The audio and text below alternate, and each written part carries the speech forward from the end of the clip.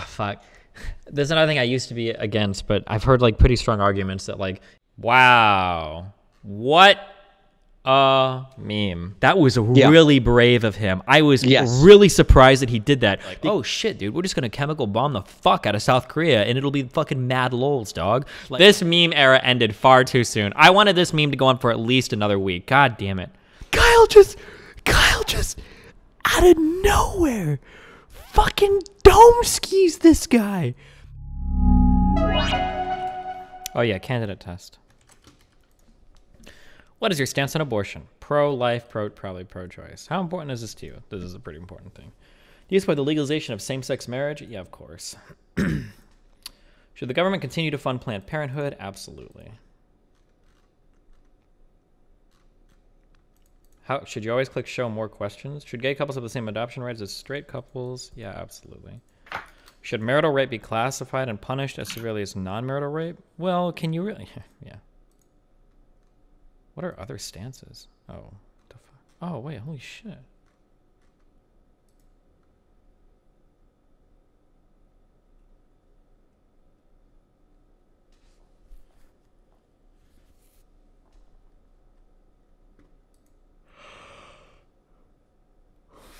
Pro-choice and providing birth control, sex education, and more social will help reduce the number of abortions. Whoa, they even have the omniliberal platform on here. That's amazing.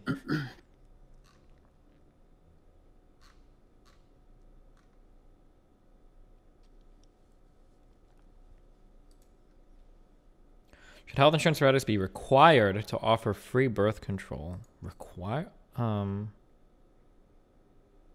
sounds weird. Is it free if you've already paid for the health insurance? Oh, fuck. I think my answer is no on this. Fuck, what did I read yesterday? I read a pretty compelling argument for the idea... Somebody linked me some shit. It was on moral hazard, and it had to do with insurance companies, and that it's probably not a good idea to provide insurance with 0 deductibles and 0 copay. That it creates, like, some weird shit that happens if you do that. Oh yeah, this is Rage Pop, you might have hosted it. What? Sorry. Cadillac insurance plans where people just increase their use. Yeah, where people will increase their consumption, drive up the prices for everybody. Yeah, without necessarily needing to. And apparently there was some empirical data where that was true, where they did a big study on Americans and the level of insurance afforded to them, and that people that had like more free shit available to them did increase their consumption, but the healthcare outcomes didn't really show that they needed to. I don't know if that would be related to free birth control, though. I'd probably just say yes on this. Fuck it.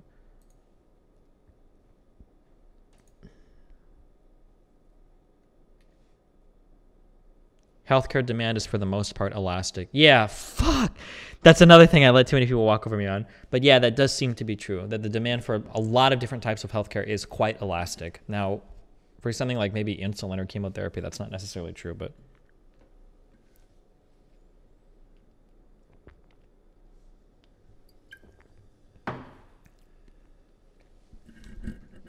Should the president be able to authorize military force against Al-Qaeda without congressional approval? Fuck that shit. Should the U.S. assassinate suspected terrorists in foreign countries? The problem is, what do you mean by suspected terrorists? Because oftentimes that just includes like people of foreign governments. I don't know. Like, is this... Like, would Gaddafi fall under this? I don't know. Or like, would Saddam Hussein be considered a foreign terrorist? Yes, but only if there's undeniable evidence they're planning to attack our country. Sure. Should the government increase environmental regulations to prevent climate change? Yeah, but we have to make other countries follow as well. Should the U.S. withdraw from the Paris Climate Agreement? Do you know anything about the Paris Climate Agreement, Stalled? Broad strokes, not really any specifics. So one of the broad criticisms that I've heard of this is that developing countries are held to bullshit standards. I don't think a climate agreement is good if like India and China can escape like most of the major regulatory shit. That seems really fucking stupid. Why are people saying I skipped questions? Did I? I feel like the counter to that is that a climate accord could push them into adopting cleaner energies. But I don't think earlier it on in their does. development cycle. Oh, maybe earlier in the development cycle, hypothetically down the line. Yeah, so I mean, the big problem with adoption of clean energy is that there's an actual like energy cost, like in terms of like you have to burn coal or whatever other resource to power the machines that are building your solar panels or whatever.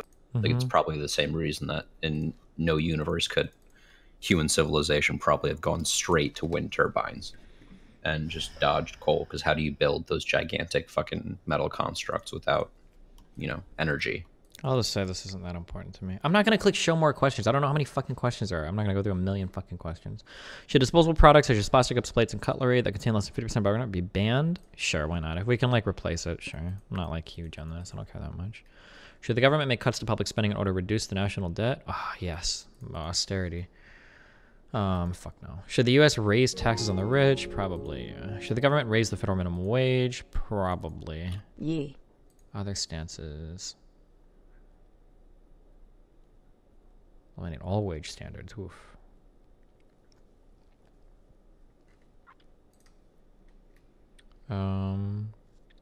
Should internet service providers be allowed to speed up access to popular websites that pay a higher rate at the expense of slowing down access to less popular websites? No, fuck that shit. Should the restrictions on the current processing of purchasing a gun? Probably. You in favor of decriminalizing drug use? Yes. Should health insurers...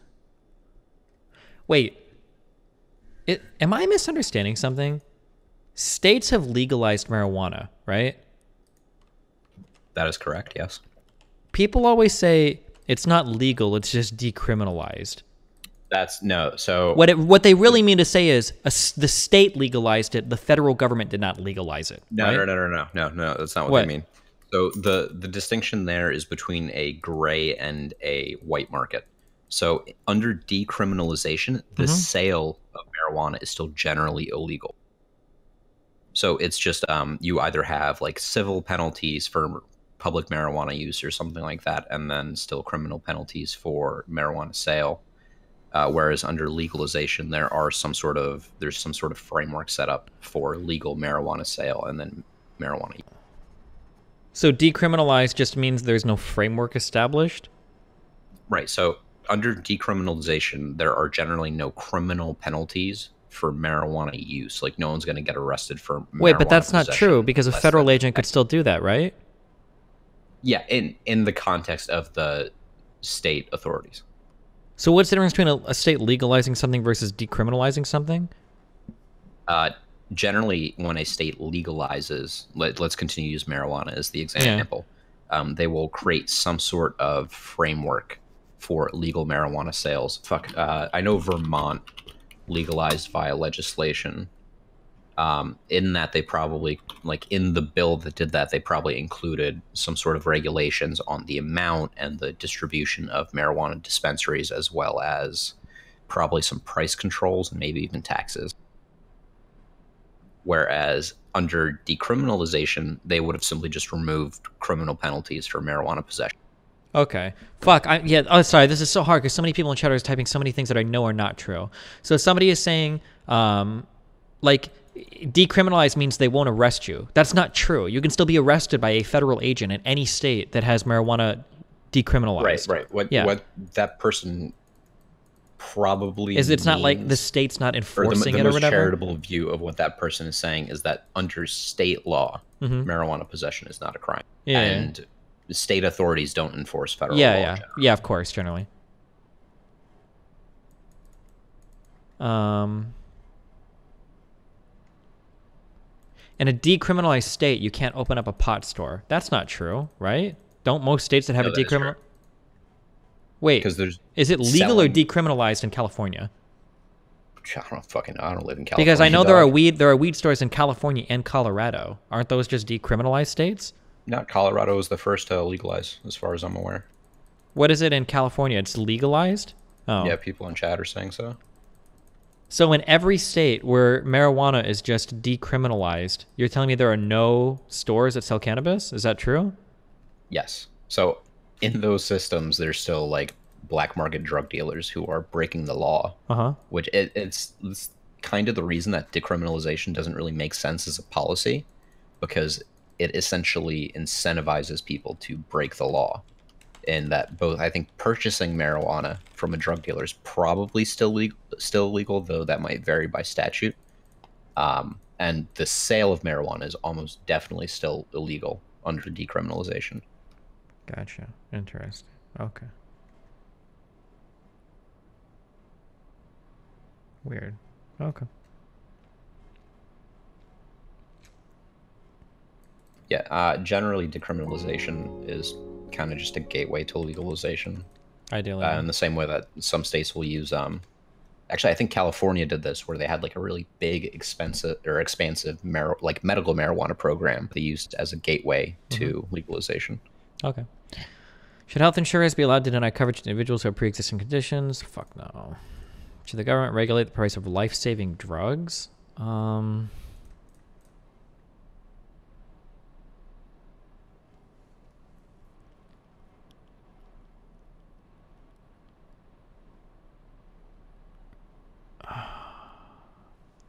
Would this include things like the government negotiating a price? Probably, I guess. I'll put somewhat. Should the government increase funding for mental health research and treatment? Probably. Do you support increasing taxes for the rich in order to reduce interest rates for student loans? Sure. Should the federal government pay for tuition at four-year colleges and universities? Sure. Do you support Common Core national standards? Yes. Should every 18-year-old citizen be required to provide at least 1 year of military service? Fuck no. Should the U.S. remain in the UN? Yeah, of course. The U.S. accept Syrian refugees? Yeah, of course. Should police officers be required to wear body cameras? Do you have an opinion on this? Body cameras? Yeah. Yeah, fuck yeah. What the fuck? Fuck. Oversight broadly is good. I feel like I had so many. I feel like all of my opinions have become so much different when like people email me more information. So I used to be like staunchly in favor of body cameras, and I had two different law enforcement people. I think one was law enforcement. I think one was an attorney, and they emailed me. Fuck, I don't think I saved these fucking emails, but they linked me a whole bunch of stuff that shows that like setting up and establishing all of the infrastructure required to actually run these systems, to archive the footage, to make sure that it doesn't get leaked, to make sure that it's properly tagged and documented, that like that cost is massive for so many like smaller areas that it's just not feasible to do it without like raising a significant amount of the budget of the police department. Well, this is why you have like grants. So a lot of the times either the state or the federal government will step in to provide funding to these communities. And this isn't just a problem for small communities. It's a problem for poorer cities as well. Whereas like, the tax revenue there isn't great because the majority of the residents are poor. So to avoid or to get body cameras, they'll get some sort of grant through either the state or the federal government, which obviously does raise taxes because that has to be funded somehow, right? Yeah. But I wonder if maybe the cost, if you have like those cameras, I guess the interesting thing would be is to figure out how much money do states spend on like lawsuits related to like unlawful police conduct, and then see if like the body cameras could expedite those things such that they end up paying for themselves. Or it goes the other fucking way and then they really don't want it. What do you mean? Or it proves that they actually are fucking up. You know what I mean? Like, if it causes more lawsuits to be successful, then it's even worse, no? Well, yeah, but like, from a budget point of view, yeah, but ultimately, I mean, we would consider that to be a good thing, though, right? Yeah, because that would also disincentivize that behavior, right? Yeah. If you're more likely to get fired and then also like sued as an individual in your personal and professional capacity, then you're less likely to commit police brutality. Yeah. Hey guys, I'm pretty sure Hasana's doing debate coverage tonight. If you want to like ACAB out or do some other equally stupid fucking commie shit in my chat, you can go and watch him. Get the fuck out of my chat, you fucking morons. Rage Pup, you said that it costs $50K a year per camera to run a body cam. Do you have a source for that? Is that actually true? I think a lot of the costs in this stuff would probably come from redactions, like if people wanted it. Obviously, the fucking body camera can't cost that much. And the storage can't be that much either. Well, setting up the storage and the archiving and everything is would probably Oh man, dude. Maybe I That's just have gotta be a one-time cost, though. It can't Yeah, be but like, dude, maybe this is just my experience. I got arrested in Louisiana once. Dude, some of these fucking courthouses are like, these are like things from like, if you were to watch a movie from like the 60s and 70s, like so much in these places is done by hand. Like they pick up a phone, and I think I saw a fucking rotary phone in this place, in this whatever you call the place where the fucking cops take you. You're not holding or whatever, but the local whatever. Dude, some of these places are old as fuck. Like they have the big ass fucking monitors. A lot of the shit is still done like on fucking paper. Like it wouldn't surprise me if it would cost a fuck ton of money to like get these places actually on like some digital like systems. Yeah, well, what's the worst case scenario that you could well, hold on, let's talk about the worst case scenario possible. Is that every day you bought a new SD card for your thing. 32 gig SD card. You can buy them in bulk for like $5. So well, that's easy. Officer. The recording is trivial. The difficult part is going to be syncing all of that to some database and then having that tagged or accessible in a meaningful way. So you're going to have to hire some full-time staff, some full-time engineering staff to actually administer and then monitor that thing. You'd probably need to have more. No, generally the way that I understand the body camera recordings work is that officers activate them when they start speaking to that's like how it's supposed to go. Yeah, and then that should get tagged through the course of them doing whatever paperwork is involved. Sure, but there still has to be somebody that runs that system. You need to have at least one IT guy that actually. There's no way that you just I would bet my life on it. There's no way that you're gonna drop a server into some fucking shit ass Alabama courthouse or whatever and be like, okay, hey Betty, the 60-year-old woman that like files the paperwork to the county clerk, you can run this shit, right? Like just double click on these. We need like. There's no way. You have to hire at least one person to run that system. Like guaranteed. Like, or somebody saying third party, okay, sure, or you'd have to pay a third party to run it, although that raises another subset of questions maybe, but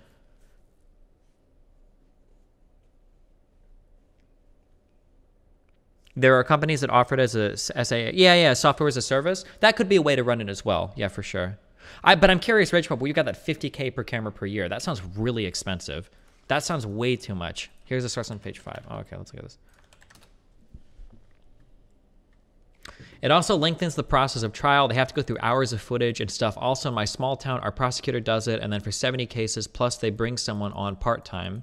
Yeah, but I would imagine having footage would make the overall cost of the trial cheaper. That would be my guess. So, for instance, if a DA is thinking about bringing charges against somebody and you can review the footage, then it's like, okay, fuck it. Like, this case is either definitely not going to work or it's definitely going to work. So I would hope it would either encourage people to settle before going to trial because they know the evidence on some side, or it would cause somebody to drop...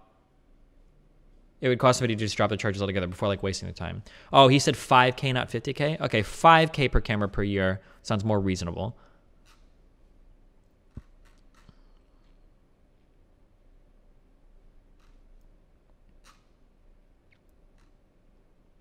I was saying that more than 1/3 of American law enforcement have already deployed BWCs. Is this body something cameras?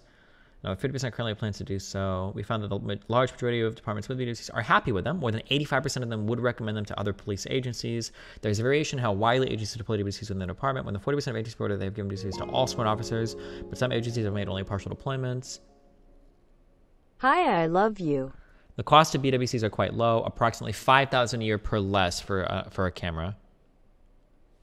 Okay. The costs are low because most police departments either have a small number of officers or they are partially deploying BWCs to some, not all of their officers. BWC's costs run into the millions of dollars in large agencies. I wonder what their overall budgets are.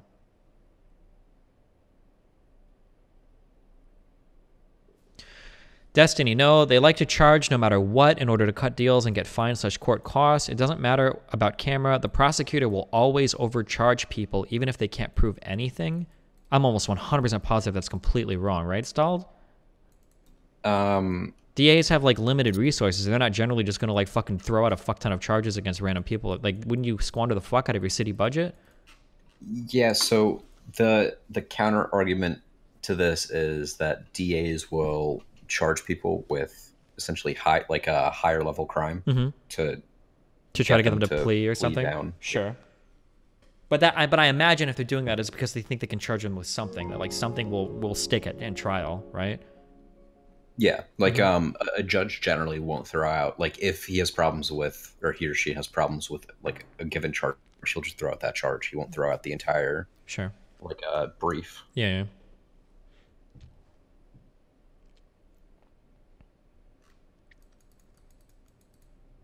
What price/budget would you think it to be acceptable for body camera coverage? Well, one thing that would be nice is if it was budget neutral or positive. So if it ended up saving more money than it cost, that would be good. If it costs more money than it saves, that still doesn't necessarily make it bad. If we're actually encouraging better cop behavior, or if we're catching cops performing in nefarious ways. And additionally, you have to consider that if body cameras are introduced and they essentially make police officers behave better, that there's like an intangible benefit there. Yeah, in the way that will also probably reduce crime in some way. And increase trust in cops, maybe make people more likely to report stuff, that there are some intangibles there as well. Right, the only thing, so like the key communities where this is like a really good idea, places where there's a lot of reports of cops being shitty to people, places where things have gone to trial and there's a lot of weird shit going on with like footage getting lost or people making shit up or cops kind of like covering each other. Like these are places that would be like high likelihood, hopeful places where cameras would make a good impact. But in smaller communities where you don't get as many complaints about cops hassling people or whatever, the cost of these might be so high that you don't really save much on the police department. And then, I noticed something. I mean, if you're in some municipality that has like 2 police officers, there's probably not a huge need for body cameras, for instance. Yeah.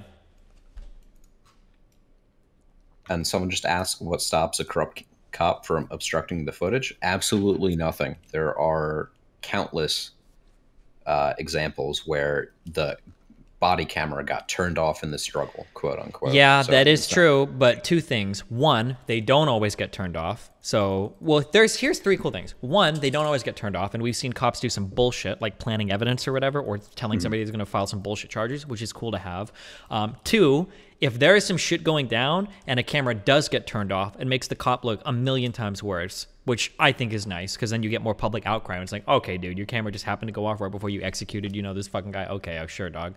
And then 3, body cameras help protect good cops, which is good. I remember we watched a long time ago, some girl was in the bathroom talking to her friend, and she was saying that she got pulled over for a DUI, and she was telling her friend that she was just going to tell the judge that the cop was like sexually harassing her and that he was trying to rape her. And the cop caught all of that on his body camera, and he's like, hey, come the fuck out of the bathroom. Like, you're fucked, dude.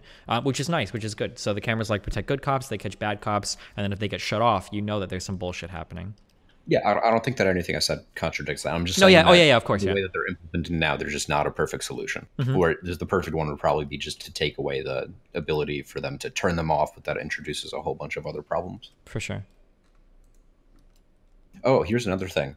Footage from body cams is not always as elucidating as one might want. Yeah, I heard that. When I was at NBC, there was one police shooting. I don't remember where, but it was like actually impossible to tell whether or not the guy had a gun.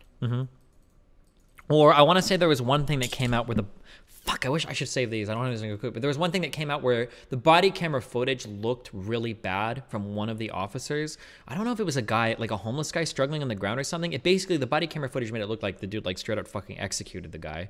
But then when you saw footage from another person, it might have been a cell phone farther away, the guy on the ground was clearly reaching for the cop's gun. Like he was like multiple times like trying to get the gun out of the cop's holster, and it was like a way different thing. Like, oh, okay, like this is a lot different now than what the initial thing appeared. So what are you saying? Are you for it or against it then? I think I'm for it. I'm pretty sure I'm for it. I just don't think it's quite as clear cut where everybody's like, oh, every cop in the whole country should be wearing cameras all the time. It's like, for smaller municipalities, it's going to be a lot harder to implement this. It might be too expensive. It might be unreasonably expensive in some cases. But I think for larger police departments, especially in contested areas, so like your Chicago's, your Baltimore's, your DC's, like probably should. These people should have the budgets to integrate this. They should be somewhat technologically sophisticated anyway, and they probably need the oversight as well. Oh yeah, okay, let's finish our quiz. Should police officers be required to... I'll probably say yes. Should convicted criminals have a right to vote? Probably yes. Should the government hire private companies to run prisons? Does this end up being a good thing or a bad thing? Do you have any opinion on this, Stalled? It's generally pretty bad. There's like not a lot of oversight of private prisons, which is probably my biggest concern. Yeah. I feel like the worst thing about this is that it incentivizes private prisons to it also incentivizes arrest and stuff like that. To make deals with like the local legislators to basically say like, hey, if you don't fill our prisons, we're going to shut down, and so they have to pass some bullshit laws or whatever too. You should go back through these and really determine if your most is accurate. Like all of yours, like half of them are most important. Yeah, they're very important. Okay. Should electoral college? Do you think the electoral college should be abolished? Do you have a strong opinion on that? It should be changed. I don't think it should be abolished though, because like think of if you live in Wyoming and your community has some problems that the federal government could step in and solve. Why the fuck would any like federal executive care if you don't have? Oh, careful! All right, that's my argument. Be careful. Chat's gonna fucking hate you if you say that shit. Wait, but how is that different than if you're just some like small shitter in like Western Massachusetts that Massachusetts doesn't give a fuck about you anyways because they only care about like Boston and shit? It's not really, but that's it deals with a different electoral system, right? So on the state level, you generally don't have an electoral college or anything like that. You generally go by the statewide result, which introduces its own problems because those communities have not as much of a voice.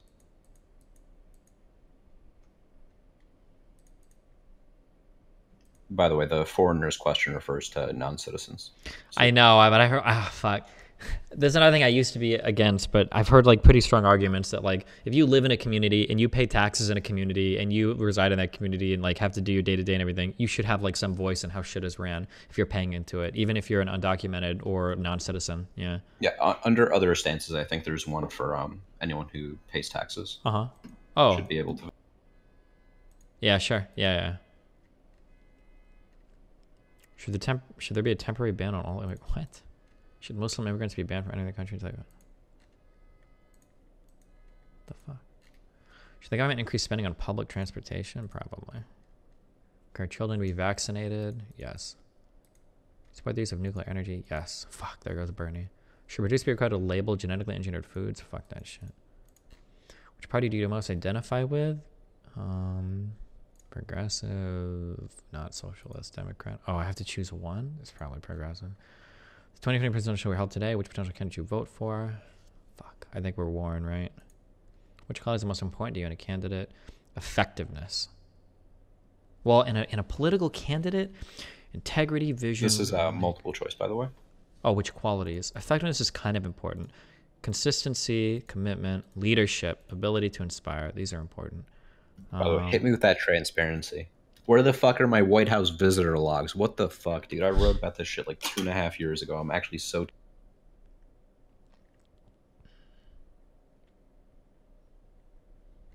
Okay, this is good enough.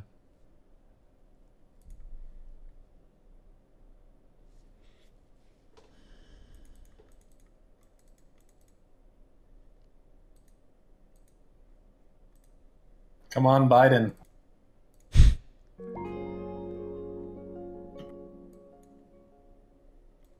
Do you think citizens who don't pay taxes shouldn't be able to vote by the same logic? I don't know. Oh shit. Our girl Kamala. Do you know anything? I've heard that Klobuchar has like an insane record for like passing legislation, like proposing and co-signing and like passing legislation. Do you know anything about her? I don't really. I don't know fuck all about her. I've seen that like put like a ton out there. Yeah, but I would always recommend to look at that stuff skeptically because you never know how many of those bills are like, oh, we renamed this post office. Sure. Wait, where is progressive? It's not under parties, is it? I guess. Just under Democratic. How incompatible with Biden were you?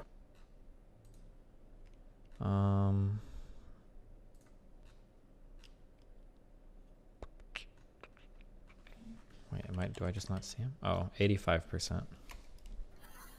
Wait, why the fuck is Kasich on there? Is he running? Did I miss that? Maybe it's old from the last election cycle or something. Wow. What a meme. I guess I'll go over kind of my general, I think I kind of gave it before. And then I think we'll probably hop on with Pakman. Bullock This guy opened strong. Okay, well, let's go with the things that we did initially. Did anybody reach out to attack Biden? I didn't think anybody would. Stahl said he did. Somebody gave an opening statement where he says we need to not build on the old and start new. That was kind of an attack on Biden. But I think for the most part, I think people kind of stayed away from Biden here. It felt like people weren't really reaching to the Biden thing too much. It felt like the bigger things were the progressive, non-progressive divide. It is kind of what felt like a big thing here with Delaney versus like Warren and Sanders. that or at least over the health insurance thing. That seemed to be like a pretty big thing going on. I thought that me and Stahl both thought that Warren would do better here and that Bernie would kind of fall a little. I don't know. Bernie brought a lot of fire to this one in the first half especially. He didn't do as much in the second half. His closing statement was pretty good. I don't know if Warren or Bernie will significantly change after this. It's hard to say. I don't have a strong opinion on it. I thought that Pete's performance was good. He had a lot of like good one-liners and a lot of memorable quotes, I think. But Delaney had like the standout. I think Delaney, like, whether you like him or don't like him, I don't remember anything. I don't remember fucking anything from Delaney during the first round of debates, like at all. And I definitely know who he is now. And I think a lot of people are going to feel it's Delaney. I'm sorry, Delaney. I think a lot of people are going to know his name now. A lot of people are going to remember him after his performance tonight.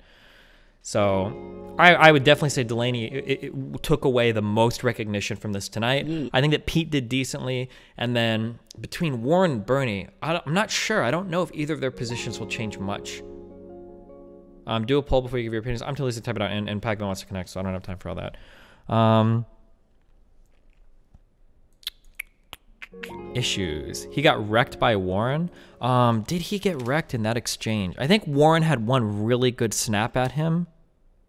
What was it? Hold on. It was one of her responses.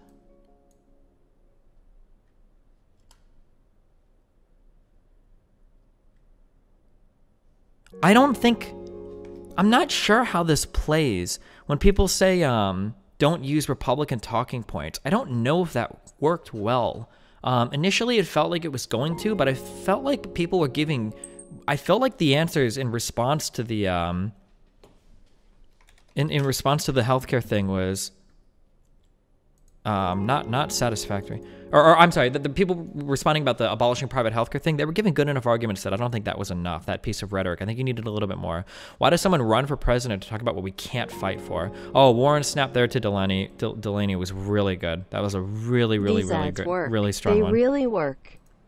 This was probably one of the strongest snaps in the whole debate, if not the strongest like one-liner in the whole debate. That and then man, Pete had a couple of good ones. I thought this was a pretty strong one. There are kids that are going to someday we're going to turn on the news and somebody's going to die in Afghanistan that wasn't even born in 9/11. I thought that was a pretty memorable, and I thought that was a good one. Sub to Bernie instead. Yeah, Bernie's "I wrote the damn bill" was probably up there too. That was a really good one. Delaney responded with Social Security didn't make pensions illegal. That was a really good response, but Warren's snap was so good. I don't know if Delaney's response there would have landed as well. I'm not sure. Yeah, Marianne was good in the last half. Although I don't. She's like a huge meme. She's like a very big meme at this point, so I'm not sure. Sellout. So many Bernie bros, new chat. Yeah. Oh, I'm sorry. To be clear, because a lot of you guys get really triggered when I say certain things. I'm not evaluating this as like, these are the candidates that I like. He said the thing that I like. They said something I didn't like. I'm just kind of looking at this as like, how do I think like the average viewer who's not as plugged into political stuff is going to listen to this and go away with it? That's kind of like the general viewpoint that I take of this. I know that some of you are ultra ass pained every single time I say like, oh, Bernie should have done this, or that was a good response because it's like against Bernie or some shit. I don't give a fuck about that. That's not what I'm really looking at right Papa. now. Sometimes you guys like this shit. Here you go. I don't know if you care or not, but I don't think these nuts are particularly good. I feel like in that exact respect, your confirmation bias played into how you perceived Delaney. I'm sure you would think that, Rocky Avalon, because I'm pretty sure you're one of like the biggest like progressive dudes in my chat. So I'm sorry. Bernie did awesome. It was amazing. Yeah. Hey, what's up, my dude, Reno? Steven. Hi, David. Is Bernie still your favorite candidate? Well, I just watched the Democratic debates. What are you doing? Yep, same thing here. Are you streaming still? Yeah, of course. Oh, you are? Okay. You're basically you're always streaming unless you've like told me you're not, right? Yep, or unless I'm dying. Oh yeah. For here, I'm calling you. I will be streaming. Yeah, for sure. Listen, can I tell you how my first Twitch stream went, and you tell me what you think? Yeah, sure. If you want to, go for it. Okay, so basically, I had like a sustained 800 people on most of the time. And I got 180 subscribers. Actually, there's like 20 more that were just gifted. So I got like 200 subscribers. Like, is that good for a first stream? Yeah, it's pretty good, I'd say, yeah. Okay. And I'm being told that subscribers don't like renew automatically every month. They need to choose to come back and subscribe again. If they're using an Amazon Prime subscription, that is correct. Yeah. Damn, my entire business model is based on people forgetting that they donated to me and just not canceling it. Yeah, that's why I have a website where people can sub. Love you. I know what you mean. Okay. Yeah, go ahead. Yeah. So what are your big? You can ask questions. I'll ask questions. Who do you think was like the standout performance tonight? What do you think? Like standout performance? I think Warren had the most kill shots. Okay. And I hate that this format doesn't really allow for any kind of depth. So we have to be relegated to kind of like accepting that it's based on who can come up with these kill shot lines. And Kamala Harris had the most notable one in the first debate against Biden, and she went up 4 points. I think it was Warren. I think it was then Bernie. And I actually think I made fun of her after the last debate, but I think Marianne Williamson was in third place. Eat my butt. I'm kind of curious on how you view this private insurance thing that was like the central topic of the first part of the debate. What do you think? Yeah. I don't think that the goal, I mean, this is one of those things where it's like Democratic primary versus general election. Making private insurance illegal, like outlawing it, is not a winner for the general election, even just like on optics, even if we could argue that it makes sense. And I just don't think it's one of these debates that the Democrats need to just stop having. They need to say, nobody's making private insurance illegal. We are going to put something forward that is going to be so much better at such lower cost that most people aren't going to want private insurance. But if they want it, they can keep it at whatever price private insurance is going to have to charge if 90% of the country abandons it or whatever. Like they shouldn't even fall into this trap. I felt like in the first part of the debate, I felt like Bernie Sanders and Elizabeth Warren were getting pretty destroyed on the private insurance thing. I felt like rhetorically, the optics just looked horrendous. Especially Delaney's assaults on both of them were like relentless, bringing up the idea that unions are negotiating for healthcare, that's going to be lost. I felt like Warren and Sanders didn't have good responses to those attacks. It really did feel like a losing card there. If that's you know what that was though? Yeah, that's the danger of like Delaney has no shot. So he just went in swinging at anyone he could, and he actually was able to deal some body blows, to use really stupid boxing analogies. Sure, yeah. And yeah, I think I was shocked at the amount of, I think he was even shocked at the amount of time he got to speak, and he actually he seemed visibly concerned about how much time he was getting. He didn't know what to do with it. But I think he actually did okay, and his strongest moment was probably the one you're talking about. I actually feel like he had the standout performance tonight. Not necessarily that he's going to be like the most popular person after this debate, but considering that in the first handful of debates and in the first two, whenever he was on, I don't remember anything about him. He was totally lackluster, whatever. I don't think he has the greatest timbre in his voice. I don't know. Like when I watch him, I feel like I'm watching like a presentation from like E3. He just has that kind of like presenter voice. But man, he like you said, he did a lot of damage in that health insurance argument, and attacking a couple of other people and kind of establishing himself. He felt like the Biden of this debate stage, like firmly planting himself as a strong moderate that wasn't going to like attack people's insurance options, and somebody that would represent like kind of the more center-leaning moderate part of the Democratic electorate. That's what I really felt like he was trying to do, and I felt like he did a good job of that in a couple parts of this debate. My sense is that Hickenlooper and Bullock tried to sort of fill that Biden role as well, but did you notice they seem to be having some kind of weird speech patterns at different times that would like I actually started wondering if there was a medical issue at one point. Well, oh no. Do you take any notes on these? Yeah, I took notes for tomorrow, you know. Oh, okay. Because I actually wrote, I try to write down everything that everybody's talking about. I actually wrote on closing statements for Bullock. I think he might actually have some kind of mental problem or something. Struggling to complete thoughts/sentences for the entire last 2/3 of the debate. I actually really got that. I didn't get that from Hickenlooper. He just seemed a little awkward. But Bullock actually opened fairly strong. I thought he had a really good opening statement. I thought he had a couple of really killer like buzzwords. That like wish list economics. I think he had another one that was like magic economics or something. He had a couple of really good one-liners in like the first 1/3, and then he had this really weird thing where he like started to have trouble speaking. It was really strange. I don't think Hickenloopers was on that same level. I don't know. I don't want to like just say it was a medical thing because that's really unfair. But I'm hoping like it wasn't. I'm not joking. Like it was so strange and such a departure from the first part of the debate that I don't know. Maybe the guy was tired. I mean, I have no idea. Yeah. Very weird. When he's, oh no, we need to go back to nuclear proliferation. Oh no. Yeah.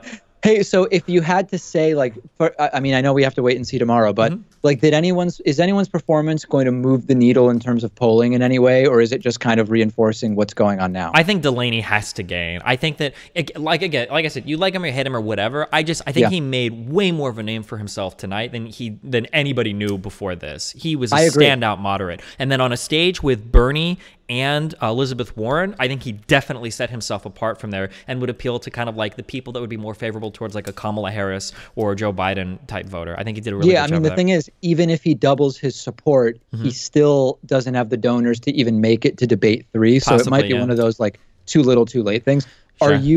Are you looking forward to the debate stage being thinned out between now and the September 12th debate? No. You're not. Oh, well, I am. I would say yes to you, but the problem is that right now 8 people have already qualified for the next debate. So unless they now, if they were to split it into 2 nights where they do 5 each night, then I would answer yes. But if they do just one night where they have 10 people for 3 hours, I don't like these debates. I don't know what the plan is. I don't know what the plan is, but it is. I mean, isn't it good in either case? Like, this has gone on for 6 months now. I think we're ready to like not have 20 candidates. Oh yeah, I mean, it's good in terms of thinning out the field, but in terms of having a good debate, anytime you put 10 people on stage, it's a huge shit show. I feel like I'm watching it like the YouTube kill stream, like with a whole bunch of people just shouting and shit. I don't know. It feels like really not productive to me. If they do have 10, because it looks like they're probably going to have, I think 8 have already qualified. With a couple more, I think Yang is depending on some poll or whatever, based on whether or not it gets counted. But if they're going to have 10 going into the next round of debates, if they do 2 nights, it's 5 each. I would love that. If they do 1 night of 10, it's going to be the same kind of whatever debates. But yeah, it's always good to thin out the field for sure. The other thing is, I feel like a 2.5 or 2 hour and 40-minute debate is exhausting. I just would love to have it be fewer candidates, shorter, and just focus on one set of issues. Like, do an entire hour and a half with 5 candidates on economic policy, and then you'll really separate the wheat from the chaff and figure out who is it that actually knows what they're talking about. Because a lot of these candidates can't go more than like 2 talking points deep, and when you only get 30 seconds to rebut, you can slip by without really knowing anything. Oh, that was one of the things that I noticed with another thing with Delaney. Bringing up like the TPP, that was really brave of him. I was really surprised that he did that, because Obama did support the TPP, and the TPP probably would have done a decent set of good things for America that not a lot of people talk about. And when he started to dig a little bit more into that with Warren, I think that Warren overall came off okay, just because people have such a horrible perception of the TPP, and they didn't go too deep into it. But like when Delaney started to dig in on Warren's plan preventing us from trading with the UK or the EU in some cases, I think that like a bigger discussion on policy there would have favored him more. That Elizabeth Warren and Bernie Sanders, they need to flesh out their positions a little better. They need to be prepared for people to attack them on private health insurance. You got to have a better answer to that. And then same things with kind of like the isolationist protectionist route that a lot of these kind of populists like Warren and Sanders want to go down. You got to have better responses for that when people start challenging you a little bit more on policy, I think. I don't think it's going to hurt him too bad in this debate, but I think so again, I saw Delaney going pro TPP. I thought it again was him saying like, I'm polling 0.8. Let me just do the opposite of whoever I'm arguing with and just like see what I get, because what am I going to lose? I'll be out before the next debate anyway. Maybe, yeah. But that conversation about like TPP would have done some things that would leave us better off than we are now, but it also did really horrible things like create this like extra national or like overarching system where transnational corporations are not even bound by the laws of the countries in which they operate, which is just like a complete and total disaster. It's like a handout to big corporations. That being said, I feel like it's a more nuanced conversation to have about, could we achieve some of the things that are more positive without the stuff that we really don't want. But it's like, you can't do that in a debate like the one that they had tonight. There's just no time. For sure. I don't want to get too deep into like the TPP, especially because it's dead. But like that a lot of the talking points are on that, like that the overarching thing that would allow corporations to sue people like outside of like country laws and stuff. Right. A lot of the arguments that were put in favor of that was that like if you're going to have a company in some country, you can't violate laws for people that are part of this agreement and expect to get away with it just because you don't necessarily exist within the bounds of a certain country. So like if China, I wish I could remember more exactly, but it was like if China were to move in and set up shop somewhere in some other country, you could actually sue China for business practices it's doing that are going against like the laws in other kinds of districts. It was basically like that law was put in there as a way to kind of keep a check on China like violating IP from other countries. Basically, it was like the way that I saw it argued. Now, of course, there's always a worry anytime you allow corporations the ability to sue countries for different laws or whatnot. But I don't know. I feel like a lot of the stuff on the TPP was represented, especially because of the whole Reddit drive, was represented in a kind of an unfair light. I'm not sure, but yeah, because arbitration courts are pretty standard practice. Even in the WTO now, like we have like external arbitration that I think is like pretty standard for these like international trade deals. Yeah, I think we don't have to get into it more, but I think there's a debate that they're just as problematic now. For sure. Okay. Listen, here's what I want to ask you, just because, again, I'm completely clueless. Like, so my stream on YouTube that I started, it in 2 minutes got to 10,000 live viewers, and then CNN shut it down, gave me a copyright strike, and I'm banned from live streaming until October 28th now, like instantly. Yeah. So why is it that like, can they not shut down a Twitch stream or what? I don't even get it. Yeah, let's not talk about that right now, Gish. Oh, okay. The reality is that it's probably easier to automatically DMCA somebody via YouTube than it is for Twitch right now, because Twitch isn't on their radar. That'd be my guess. Okay. I'm really curious. Hey, you know what, Pakman? I'm going to tell you right now. You ready? I will pledge $50 to your legal fund if you go take him to court and fight this for fair use so that we can rebroadcast this shit, okay? $50. You got it from me right now, okay? Just do it. Okay. Contest the copyright, go to court. My audience will chip in another $50. That's $100, okay? I just emailed my lawyer about that, and him reading that has now cost me $100. So we're back to zero now. Okay, well, you're going to have to go you can hop on Hassan's stream next, and they'll raise another $100 for you, so you better think of your next email real hard before you send it. Okay. Let's see, what else? I don't know who else we're going to talk about. There are a couple people here that should definitely just drop out. Like, shouldn't be here, although I don't think they'll make it to the next time anyway. Hickenlooper was one. Hickenlooper was one of them for sure. Gotta go. Bullock, he opened strong, but man, I don't know what's wrong. I feel bad bringing it up, but yeah, Tim Ryan's gotta go. Yeah, Ryan has gotta go. So apparently, I'm going to admit ignorance here. Apparently, Amy Klobuchar has a really good like record, like legislatively, and has like a really strong like presence in Congress, and has done like a lot of amazing stuff. But I don't know what it is about her stage presence. I don't think that it's that good. She seems like a genuinely terrible person, and I don't know if you saw the New York Times article about how she treats her staff. Yeah. Oh damn. Okay. I don't know anything about that. I just know that like looking at like her and the way that she presents herself on stage, it just doesn't scream like leadership material. Honestly, he's already qualified for the next debates. I don't know how. Beto O'Rourke, I don't see it. I'm not seeing it. He always looks like he's on the verge of tears when he's on stage. Yeah. I mean, and also he looks like he's calculating what he should say in real time as opposed to just like saying what he thinks. He just doesn't strike me as super genuine. Yeah. Yeah, I don't know. So anyway, next? are you streaming tomorrow as well? Yeah, of course, for sure. Now, do you stream like what did you say when I saw you? 8 hours a day? I tried to. Yeah, that's my goal. That's like crazy, man. That's just like, I don't know. That's just, I don't think I'm going to be doing that. Sure. Yeah. All right, man. Let's let's check in after tomorrow's debate, maybe. Yeah, sure thing. Just poke me when you're on Skype, right? All right, I'll talk to you later. At some point too, it is incredibly coincidental that you released that video about fighting in your community from the extreme left, because it is something that I am going through in an insane fashion right now in my community. People have been emailing me about that. They're like, you got to talk to Destiny about this. He's experiencing the same thing. We should definitely have a conversation about this at some point, because it's very interesting to me. Holy shit. But for sure. Okay. For sure. Have fun. All right, man. I'll see you. Yep. Bye. Amy Klobuchar staff. What is this? How she treats her staff. Was hungry, forkless, and losing patience. Is this real? Okay, what do we got tonight? We've got speaking times, total minutes spoken so far. Warren, Sanders, Buttigieg, O'Rourke. I can't even know he talked that much, but like Delaney, Klobuchar. Did you read the AOC tweet about capital gains? Yeah, I saw it. What is a wealth tax? Is it just like if you have a certain net worth, you just have to pay a tax on it every year or some shit? I have no idea. It seems kind of silly. Delaney actually was spitting some incredibly reasonable policy positions that I wasn't expecting either. What he brought up about capital gains, I don't think it's good to talk about like the difference between like capital gains and ordinary income because I don't think the average voter doesn't know fuck all about taxes. So I don't think it sounds good, but he brought up like good points like you absolutely capital gains, it's a crime. I don't understand.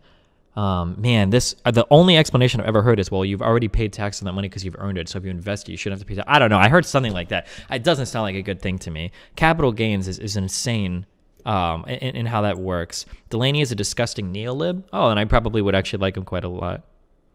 Yes, it's a tax on your net worth, but it's unconstitutional.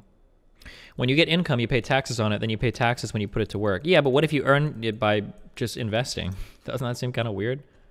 Yeah, Delaney actually seems like pretty strong on policy. Fuck, I just closed my notepad, so I don't know where it went. But most of the policy positions that Delaney brought up, oh my God. And then his talk about like isolationism was actually like really on point as well. That protectionist shit from Warren and Sanders, I fucking hate it. God, I hate it so much. I still think I'm for Warren over Sanders here, but I mean, I'm voting for whoever is not Trump, 100%. Holy shit. Little Bill, chill. Marianne Williamson was the most searched for candidate across almost every state during the first night. Yeah, she had really good rhetoric in the last half. Oh, hold on, sorry. Warren killed Delaney with, I don't understand why anybody goes to all the trouble of running for president in the United States just to talk about what we really can't do and shouldn't fight for. Yeah, that was the best one-liner of the night for sure. Delaney's response was strong. I don't think it was as strong as Warren's snap, though. But, yeah. Here is like, okay, so big takeaways from tonight. Hold on. What are our, wait, what do I? Oh, hey, okay. Oh, when she starts talking numbers, she needs to stop. She needs to stop doing that. Do you think your policy focus has made you biased towards someone with nuanced policy like Delaney compared to the general public? No, I'm just looking at it. Well, I mean, like in terms of who I like, yeah, of course. But I'm trying to give all my analyses from like general people. She needs to stop bringing up numbers. She's taking the wind out of her sails quite a bit when she starts doing the like 52 cents of the 80% of wealth on people that make more than $10 million would blah, blah, like that was not good. I thought Elizabeth Warren, when she brought up her 2 cents, I thought that was good. I thought that when she was like, listen, your first 50 million, you can keep it. I need 2 cents of every, or whatever. Like mathematically, she could have said it better, but rhetorically, I thought it was good. Yeah, I'm guessing she meant like 2 cents per dollar or 2% per dollar or whatever. But I don't know. A 2% wealth tax or some shit. I would expect to see tonight. Here, I'll make an expectation of other communities. I would expect to see anybody that has a progressive lean to be insanely ass-pained about Delaney's performance tonight. Delaney brought up a lot of very good challenges to the progressive side of the argument tonight, and I would expect progressives to be insanely ass-pained about it. The nixing private insurance, we've talked about this so many times. Nixing private insurance is not the way to go. That is not going to be the way to go in the general. Oh my God, I can already see the attack ads playing like so hard on that. Oh my God, and Delaney's, I didn't even consider the idea that like unions who would have spent so much time negotiating like health insurance packages, and then like ripping that away in the form of Medicare for all, even if it does end up being better, man, that was a strong challenge. And then attacking kind of like the isolationist policies that Bernie and Warren are advocating for were pretty decent attacks. To be fair, the CNN guys were really biased in their questioning and deliberately challenging the progressive talking points. Yes, they were. Multiple CNN questions here were definitely targeting. Well, I mean, obviously, what was the one? Do you think that Sanders is pushing the campaign too far to the left? That was a question that they asked almost every person. Destiny true, nuclear take. I get the desire to consider the general electorate. But what do you think general Democratic primary voter will think? Great stream, buddy. Something that a lot of online progressives don't understand is that the general Democratic electorate is far more moderate than the online Democratic movement. So if you go online and you look at Democratic politics online, the Democratic Party is like a fucking stone's throw away from going full socialist. They're ready for the fucking socialist revolution. They're fucking they've got fucking Das Kapital in one hand, the Communist Manifesto in the other. They're ready to march down the streets and fucking overthrow on behalf of the proletariat. Like, that's like what online like Democrats like. The real life Democratic electorate is like, I think like 50% like identify themselves as like somewhat conservative. Like, it is way, way, way, way, way more moderate. There's a reason why Biden pulls ahead of every other progressive. And then also the moderates, or not moderates, the independents, I think, obviously favor moderate Democratic candidates far more as well. Destiny, wait until progressives see 53% of black people are supporting Biden. Yeah. 10%. Yeah, fuck. We had the polling data on the other day. I don't have it right now, but somebody said 10% of Democrats consider them conservative. 40% of them consider themselves moderate. Yeah. Someone edited John Delaney's wiki. Ye versus Pepe. Pepe wins. Nice. Why do we need to give up private insurance to get MFA, Medicare for all anyway? I'm not 100% sure, but it's kind of like, it's the difference between building on the ACA. It's the difference between building on the ACA and wiping it away and do everything else. Oh my God, that was another Delaney attack where he said Democrats want to do the same thing as Republicans, which is repeal and replace. Damn, that was a really big hit too. The Delaney's voice is not that great though, so yeah, I'm not sure. I'm trying to think of oh man, people hate him so much. Okay, so so let's do my final, like, these are my predictions for what will happen tonight. It's time for a new trade approach. Oh, sure. I mean, Krugman is an economist, right? No economist is going to come out in favor of a protectionist trade policy. Populists are historically fucking horrible when it comes to a few economic things, but especially trade policy. It's very strange. Okay, now this is just coming back to like my opinions, not like overall broad opinions. But like anytime you start saying like, this is how the economy works, and then you're like mad about it, is like very strange to me. Like if businesses can save money by exporting labor to other countries, they'll do it in a heartbeat. Yeah, of course. A firm's job is to minimize costs. Like, that's not controversial. Like, obviously, that's what they're going to do. Nothing you do is going to change that. Save literally tariffing every other person around the world, which is a disastrous idea, right? You have to do something else with your economy. You either have to make your own economy more competitive, or you've got to train workers into different jobs. Retraining is really hard, so investments in education are important. Or you need to have some kind of proposal like a UBI or a negative tax rate, something to help those people that are going to be out of jobs due to exportation of supply chains. But like, that's, yeah, I mean, like, just saying like firms export supply chains because they're minimizing costs. Like, yeah, no shit, of course they are. I don't understand. Like, oh, okay. Okay. So predictions. What are our takeaways from this? Let me see. Check your Twitter for notifications. Hassan replied to what? Oh, was he mad about my recent tweet? Oh, is he mad about the Delaney thing? Every progressive is going to be super ass-pain about Delaney. I already know that's going to be true. Okay. Predictions. How will the polls move? Okay. I think that Bullock will go up significantly relative to where he's at now. Like, he's at 0.3% now, so going up to like 1% would be a significant move for him. I don't think he's going to like break out of like the bottom shit tier candidate polling, but I do think that he'll gain some recognition. So I think he'll go up a bit compared to relatively to where he is. I don't think it'll be enough to like save him or anything. Aren't you progressive anymore? I am very progressive socially, and I am I don't know what it means to be a progressive economically. Economically, a lot, like when it comes to trade. Been watching you for a while now. Definitely pulled me from the right, but keeping me nice and rational still. Thanks, bud. Keep it up, man. On trade, Bernie and Warren are just really fucking stupid. So it's like, it's one of those things that I try to like ignore. But like Bernie has always been like just really bad on trade, and Warren seems like she's really bad on trade too, or international trade agreements as well. But I mean, that's just kind of the, I mean, I just accept it as like whatever. Like we'll always disagree on that. I think Bullock will rise significantly compared to where he is now. So maybe up to like, man, I'm going to try to like put in guesses here, but this is some bullshit because I don't really know. Also like 1% maybe he'll go up to.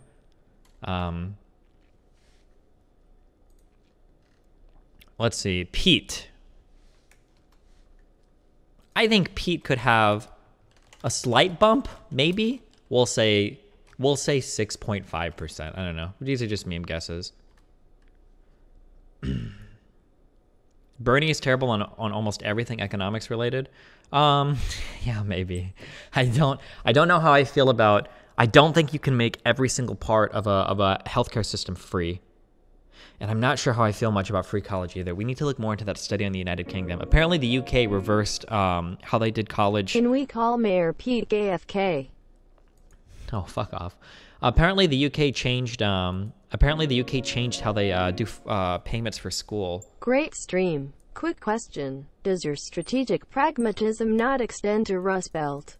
Protectionist electorate leanings in the Electoral College. Oh yeah, of course. Protectionist ideas always sound good to citizens because you're promising shit that you could never fucking deliver. Protectionism sounds awesome. We're gonna protect manufacturing in America so that we can save American jobs. We're gonna make stuff right here in America. We're not gonna let fucking China build it for us anymore. We're gonna do it right here in America. We're gonna say it always sounds really good, but in the reality it'll never fucking happen. You can't do that. That's never gonna fucking happen. People aren't gonna pay 20% more for a fucking car. We learned that after NAFTA. The only way that we could actually supply as many cars as the American economy demanded at the prices that they could afford was to export those supply chains to other countries. This is just a fact of the matter, right? There is no argument about this. It's a settled debate. Like you're always going to be exporting these supply chains to cheaper countries. If you do manage to bring it back to America, which Trump did manage to do with some of the industries that he tried to protect, if you do manage to bring it back to America, they're just going to fire all their workers and automate it. You're never, ever, ever bringing back the old union, like $60, $70 an hour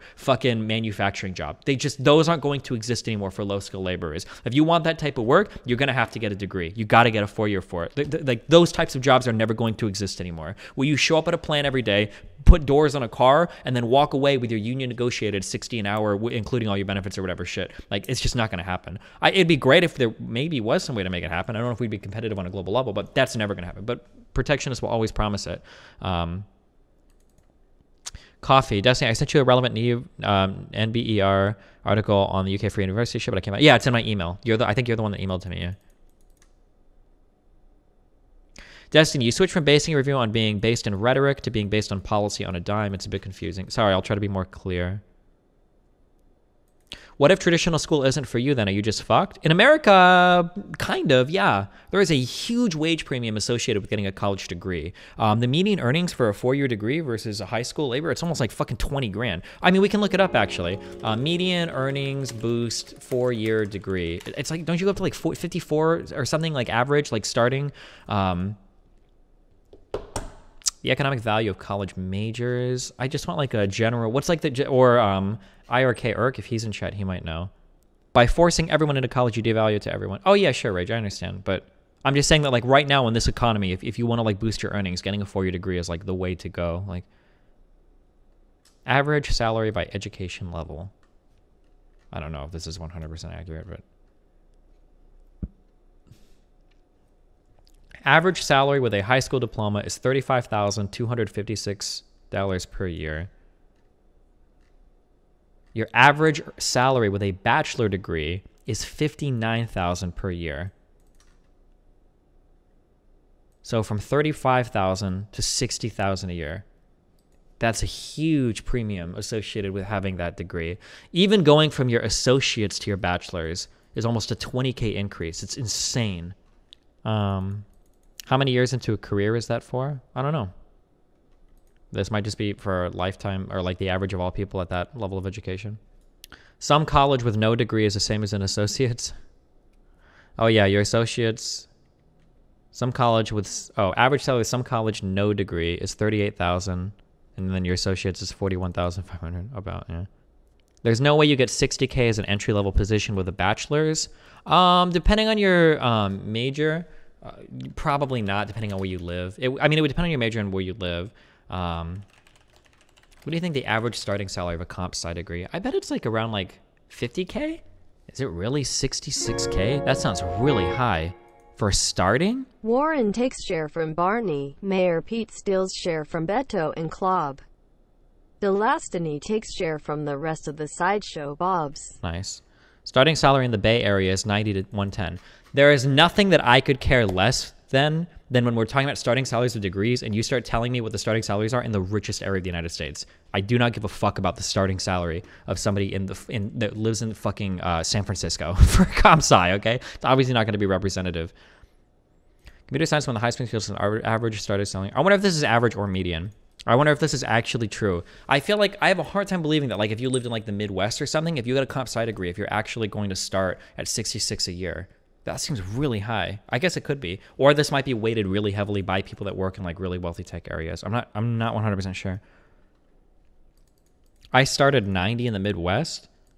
You got a 4-year comp sci degree, and you started at a $90,000 a year salary. That's insanely fucking high, my dude.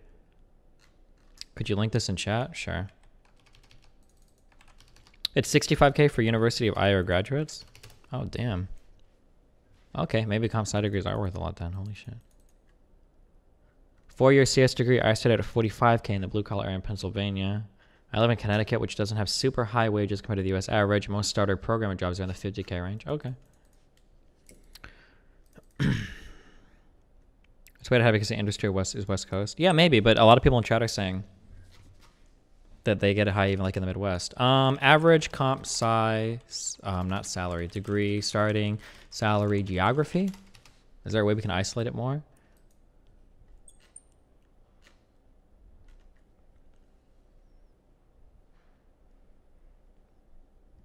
Ethical hackers have a median salary.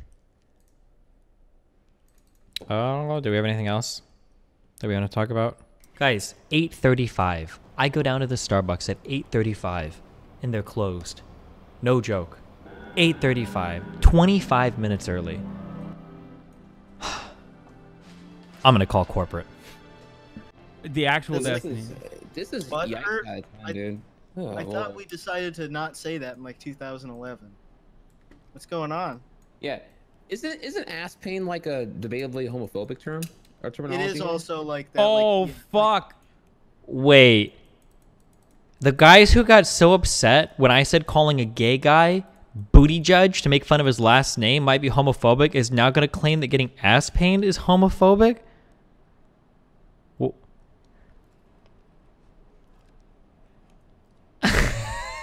That's a joke, right? He's got to be memeing. Wait, cancel him. Yeah. Ass pain is homophobic as fuck, dude. It's got to be a meme. Whoa, it really is. I'm shaking in my little boots right now. I'm not a language police guy, but you know. You know what? I think we all need to make an exception in this under these circumstances. That you can't misstep.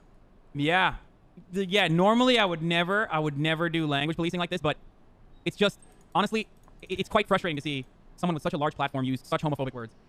We need to do better. If Pete Buttigieg heard that, he would be Delaney made a ton of amazingly effective challenges to progressive. The actual Destiny. I don't know if we should even pay any attention to this because it's probably fucking bait, but the Destiny statement needs maybe like a little addressing. And Alex, you're an impartial person who has no idea about who this person is. What would you say if you read? What would you say if you read someone on Twitter? Okay, someone who is like supposed to be like a political commentator of sorts. What would you say if you read someone who's potentially a political commentator of sorts saying Delaney made a ton in all caps amazingly effective challenges to progressive platforms tonight. In parentheses, revoking private insurance, isolationist foreign policy. Expect to see progressives on Twitter incredibly ass-pained about him for the next day or two. Is that the actual Destiny? This is yes. This is the actual Destiny. Who's still saying ass pain? The actual Destiny. This is dude. I thought we decided to not say that in like 2011. I don't know if we should even pay any attention to this. Oh, nice sidestep. Oh fuck! There was a 538 tweet that I saw. Oh fuck! Does anybody have it? Or actually, I don't know if it was a 538 tweet or a Nate Silver tweet, but Warren and Delaney had good nights. CNN had a terrible one. Why? Do you think, what was wrong with CNN? By the way, can I thank you for being a rock of sanity in an ocean of crazy shit? I was ready to give up on the internet, but you have good takes. I'm trying my hardest here, dude. Gonna flesh this out a lot more in a podcast we're about to record, but if we have to group the candidates into tiers, it'll probably go something like this. Good, Williamson, Warren, Bullock. Pretty good, Bernie and Delaney. Okay, Buttigieg. Meh plus, Klobuchar and Ryan. Meh minus, O'Rourke, Hickenloop. I might swap Ryan and O'Rourke there, I guess. Maybe. I wonder when this tweet was written. 10:36 p.m.?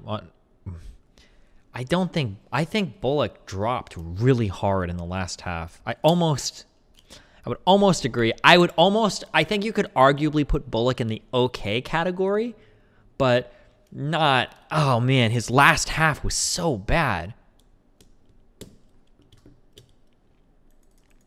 Is ass pain not pretty casually homophobic? Is it? I've never heard it used that way or even given like that connotation before. I guess you could argue, like, if you get upset at something because something fucked you in the ass, that's kind of homophobic, I guess, maybe. I don't know. I've never heard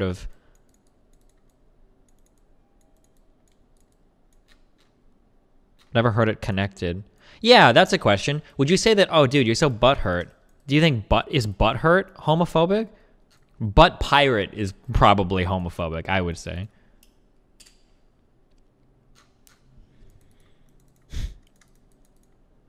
Like butt pirate or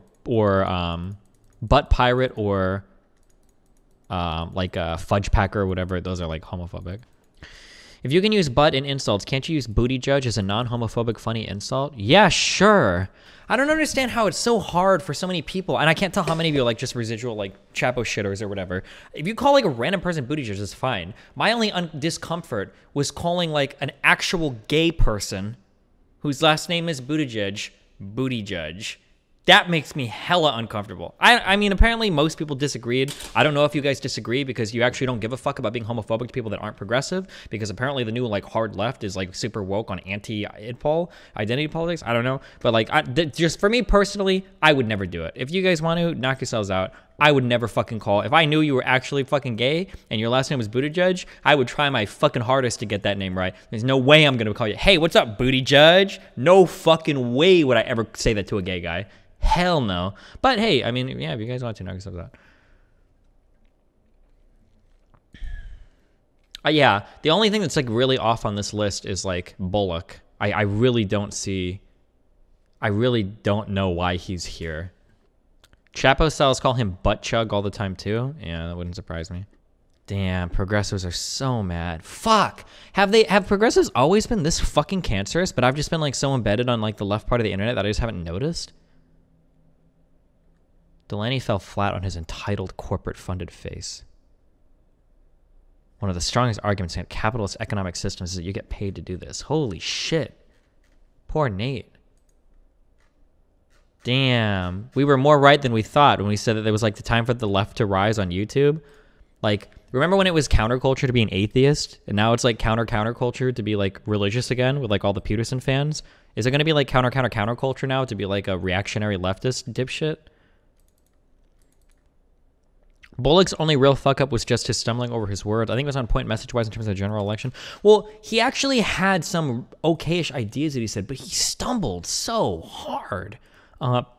Like, he had a response to the Green New Deal where he was actually hitting on a really important topic, and it had to do with the idea that communities get left behind when we talk about like reinvigorating our economy. This was a really good point, but he stumbled it so fucking hard it didn't land at all. Bullock seems really presidential and Chad-like. Maybe. In terms of like most presidential people on stage tonight, I would say that easily goes to, I would say Bernie has it. I think Warren has it, and Pete definitely has it. I think those are the three that definitely like sound and come across as being like presidential tier for sure. This is going to sound insanely fucking sexist, but Marianne Williamson would have an amazing demeanor for our first lady. Oh man, that's really fucking horrible to say, but what did you think about the mods' questions? I like the adversarial question because I think they set up good answers, but it seems like Hassan, Trihex, and company read that as saying and being pro-capitalist or whatever. Yeah, I mean, like I said, anytime people ask questions that differentiate progressives out, progressives are going to get super ass-pained about it. But like, CNN asked good questions tonight. I want to see the candidates separating themselves out. I don't want to get on stage and listen to a whole bunch of candidates say the 1% are evil, corporate money is bad, fuck everything else, blah, blah, blah, blah. Because, okay, well, cool. Well, why would I vote for any of you over any other? That's one of the big props I give to Delaney, is he tried really hard to set himself apart, which is good. And then the CNN questions expose some differences. Hey, you said that you weren't in favor of that person's foreign policy. You said that you weren't in favor of revoking private options there. Like, yeah, that's good. These candidates need to be separating themselves out, right? Now, Bernie's already polling higher than most of, or I think every other candidate here. So of course progressives don't want to hear them separating themselves out because it just funnels voters away from them. So I mean, but like, yeah. Do you even like Delaney? I don't know enough about Delaney to like him. I don't know if I would or not. Oh fuck. You know what I should do is, since we have people, I should have done this one a lot more earlier. We should read some of these things. This is interesting. I just want to read this real quick. I'm sorry. Given the discussion in the Fiat thread about bringing back the Wumbo wall, I thought I would take an opportunity of Bernie's announcement that he's running for the Democratic nomination for president in 2020 as an opportunity to talk about health insurance and one thing in particular, moral hazard. Side note, this is meant to be a useful exercise for economic laymen. I'm not going to dive deeply into the state of the art literature on cost sharing too much, and I'm not going to give the most in-depth description of moral hazard. I mostly have this stuff prepared for teaching undergrad health econ this semester. Bernie's healthcare plan. The details of Bernie's healthcare plan, announced back in 2017, and still what he's endorsed, are available here and with a quick fact sheet. I'll summarize a couple of key points. The insurance covers hospital services, ambulatory patient services, primary and preventative services, etc. I don't have to go through those. This lines up pretty closely with the ACA essential health benefits, with the addition of benefits for oral and vision, as well as some coverage for long-term care. One of the most important parts of the Bernie plan design is that one of the most important parts of the Bernie plan design that is not present in almost any other 2020 candidate's plan is that, with a few exceptions, these services are provided with no cost sharing. Cost sharing is a good idea and an important tool to control healthcare costs. What is cost sharing? Cost sharing is simply the portion of the price that the insured customer has to pay at the point of care. Cost sharing is common in all forms of insurance today, both private, employer-sponsored health insurance, and public, Medicare and Medicaid. Cost sharing comes most often in three forms. 1. Deductibles. Deductibles are the amount the customer must pay before insurance coverage kicks in. If your plan is a $500 deductible, you must pay $500 before your coverage pays anything at all. Co-pays. You pay a certain fixed amount at the point of care. Usually these vary across types of service as a mechanism to encourage substitution to lower cost care. For example, $25 for an urgent care visit versus $100 for an emergency department visit. Co-insurance. Similar to co-pays, but is a percentage of cost rather than a flat rate. Why is cost sharing important? The purpose of cost sharing in health insurance is to reduce moral hazard. Moral hazard is the phenomena that because insurance lowers the price paid by the consumer at the point of care, consumers will slide down their demand curve and consume more care. Real quick, what does this mean? When we talk about demand for a given product, okay, this is in case you don't know, right? My demand for a hot chocolate exists at a certain price point, or rather is flexible or varies with the price point. So my demand for one hot chocolate at a $1,000 price point is going to be incredibly low, okay? My demand for a hot chocolate at $3 will be about what it is now. However, if you slide that scale down, my demand for a hot chocolate at $2 is going to be even higher than at $3. And if I go all the way down to 5 cents, the demand for hot chocolate at 5 cents is going to be astronomically higher than the demand for hot chocolate at $3. As the price shifts, you will have a demand curve that responds to the price of any given service or good that you could consume, right? This additional care that is now consumed but would not have been without insurance is care that is not valued by the consumer at the true price and thus represents welfare loss. In addition, because patients do not face the true cost of care they consume, providers can raise prices. The total effect is an increase in the cost of care. This is best explained in graph form. First, okay, we don't have to go through this exactly, but like inelastic supply. Consumers of healthcare. So healthcare is an elastic demand. Okay, we'll get to that. Do I want to explain the graph? First, we can see how consumers of healthcare slide down the command curve from PP, the true price, to PC, the price they faced when insured. So PP is the actual cost, right? PC is the cost that they pay when they're insured, and I think Q is Q consumption. So if this is the cost they would consume... Hold on, fuck. I don't know how to read this dumbass fucking shit. I never took a college econ class, okay?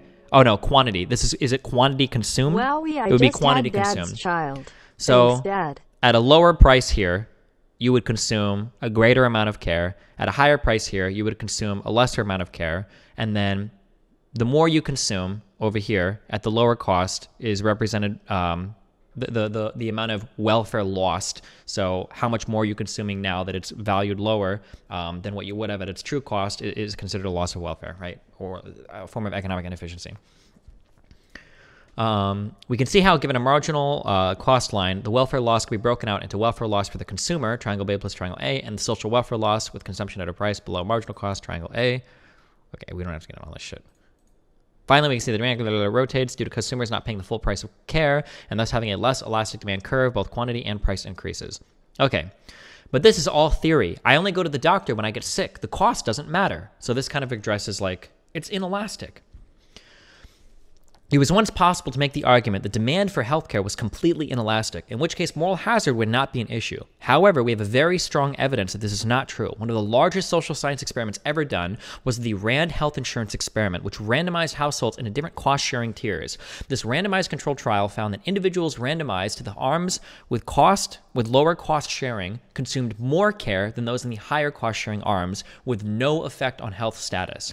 Further studies have shown an elasticity of demand to healthcare with mixed evidence regarding the impact of insurance and cost sharing on health. So this seems to demonstrate that if you make healthcare cheaper, people will consume more, and not necessarily to produce better healthcare outcomes, which does show some level of, like, not only is that an economic inefficiency or waste, it's probably not a good one. Okay, Destiny, my demand for treatment is not going to change relative to the price. If I have a medical concern, I would do anything to resolve it. The only thing that will matter is if I have enough money. Yeah, so what you just said is just not true. This is just, empirically, it's not true. It's a feeling that a lot of people have, and it's an argument that a lot of people make when they scream inelastic demand, but it doesn't seem to be borne out in the literature. It just doesn't seem to be true. How could we improve on Bernie's plan? The more recent literature on cost sharing is mixed. While economists agree that moral hazard is a real phenomenon, deductibles may be too blunt of an instrument. How should we use the evidence to craft cost-sharing policy? If Bernie wanted warrant credentials, he could explore finding ways to incentivize high-value, inexpensive care and discourage lower-value, expensive costs. Potential strategies range from including tiered cost-sharing, such as multi-tiered prescription drug formulary, all the way to value-based insurance design. Is Bernie bad economics because of his stance on cost-sharing? This is a really important part.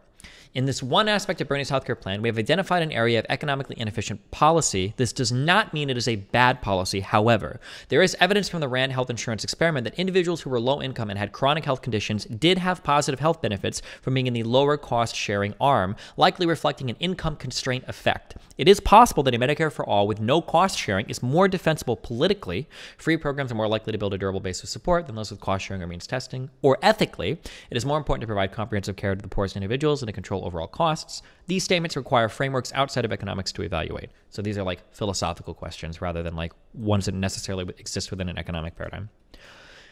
Anything else? Bernie's decision to cover things like routine dental and vision care may be suspect, as these are not services that qualify as an insurable hazard.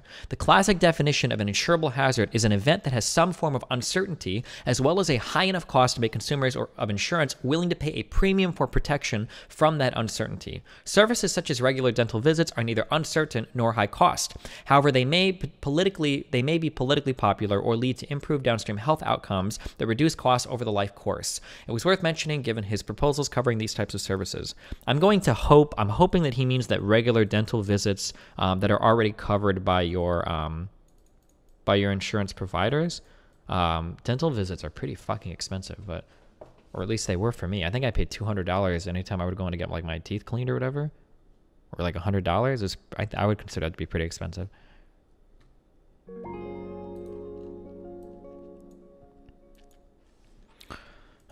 Does Triax hate you now too? No, I don't think so. But I mean, like I said, like populism is always like a very attractive position. Like anytime I say like I can give you everything for free, I can promise you the world and it's all going to be paid with by taxes on the rich, that's always going to sound really good to like an economically illiterate person. It's always going to be like a good sell. This is why populism is popular. This is why Trump was elected, right? Stuff like that is always going to sound good. Okay. Are we done? Read the section about Trump winning tonight. Winners and losers from the first night of the CNN debate. Winners, Bernie Sanders. The Vermont senator clearly got the message that he wasn't lively or active enough in the first debate of the cycle. He came out feisty, yes, and stayed that way. Yeah, I think Bernie is a lot more hot in the beginning of the debate than he was towards the end, I think. As for former Maryland Rep, maybe I was getting tired during the letter. I don't know, I was yawning. Maybe that was my fault too, I'm not sure. John Delaney's criticism of the healthcare plan, Sanders responded bluntly, you're wrong. That was a good response by Bernie. Question about a single paramedic of violence. Sanders snapped, I wrote the damn bill. This is a good snapback as well. Sure, Sanders probably came across to some people as irascible? I've never heard this word before. Irascible. Having or showing a tendency to be easily angered. I think people like that. But for liberals looking for Sanders to stand up proudly and unapologetically for the need for huge structural change, yeah. Steve Bullock, he opened really strong. I don't know. Pete did okay. John Delaney, for sure. Oh, hey, is this guy watching my stream? Before this debate, no one knew who Delaney was or what he believed. If you watch this debate, both of those questions were answered. That doesn't mean you necessarily love Delaney, as he quite clearly embraced a moderate view on almost everything, but Delaney's repeated clash with Sanders and Warren were a win for the former Maryland congressman, and the very fact that they existed. Damn. Donald Trump, an extended conversation on eliminating all private insurance. Yeah. Losers. O'Rourke did fucking nothing. Amy is just... fuck, I don't know if it's just a sexist thing or what. Fuck, she's so boring on stage. But I mean, so is O'Rourke. Elizabeth Warren had moments without questions, but Sanders seemed to be better and more strongly articulate than the liberal positions that both define their campaigns. Repeatedly, in Warren's high-profile embrace of decriminalizing illegal immigration will add fuel to the fire for the already existing concerns among some Democrats. She's taking position to make her unelectable in the general. You skipped Marianne.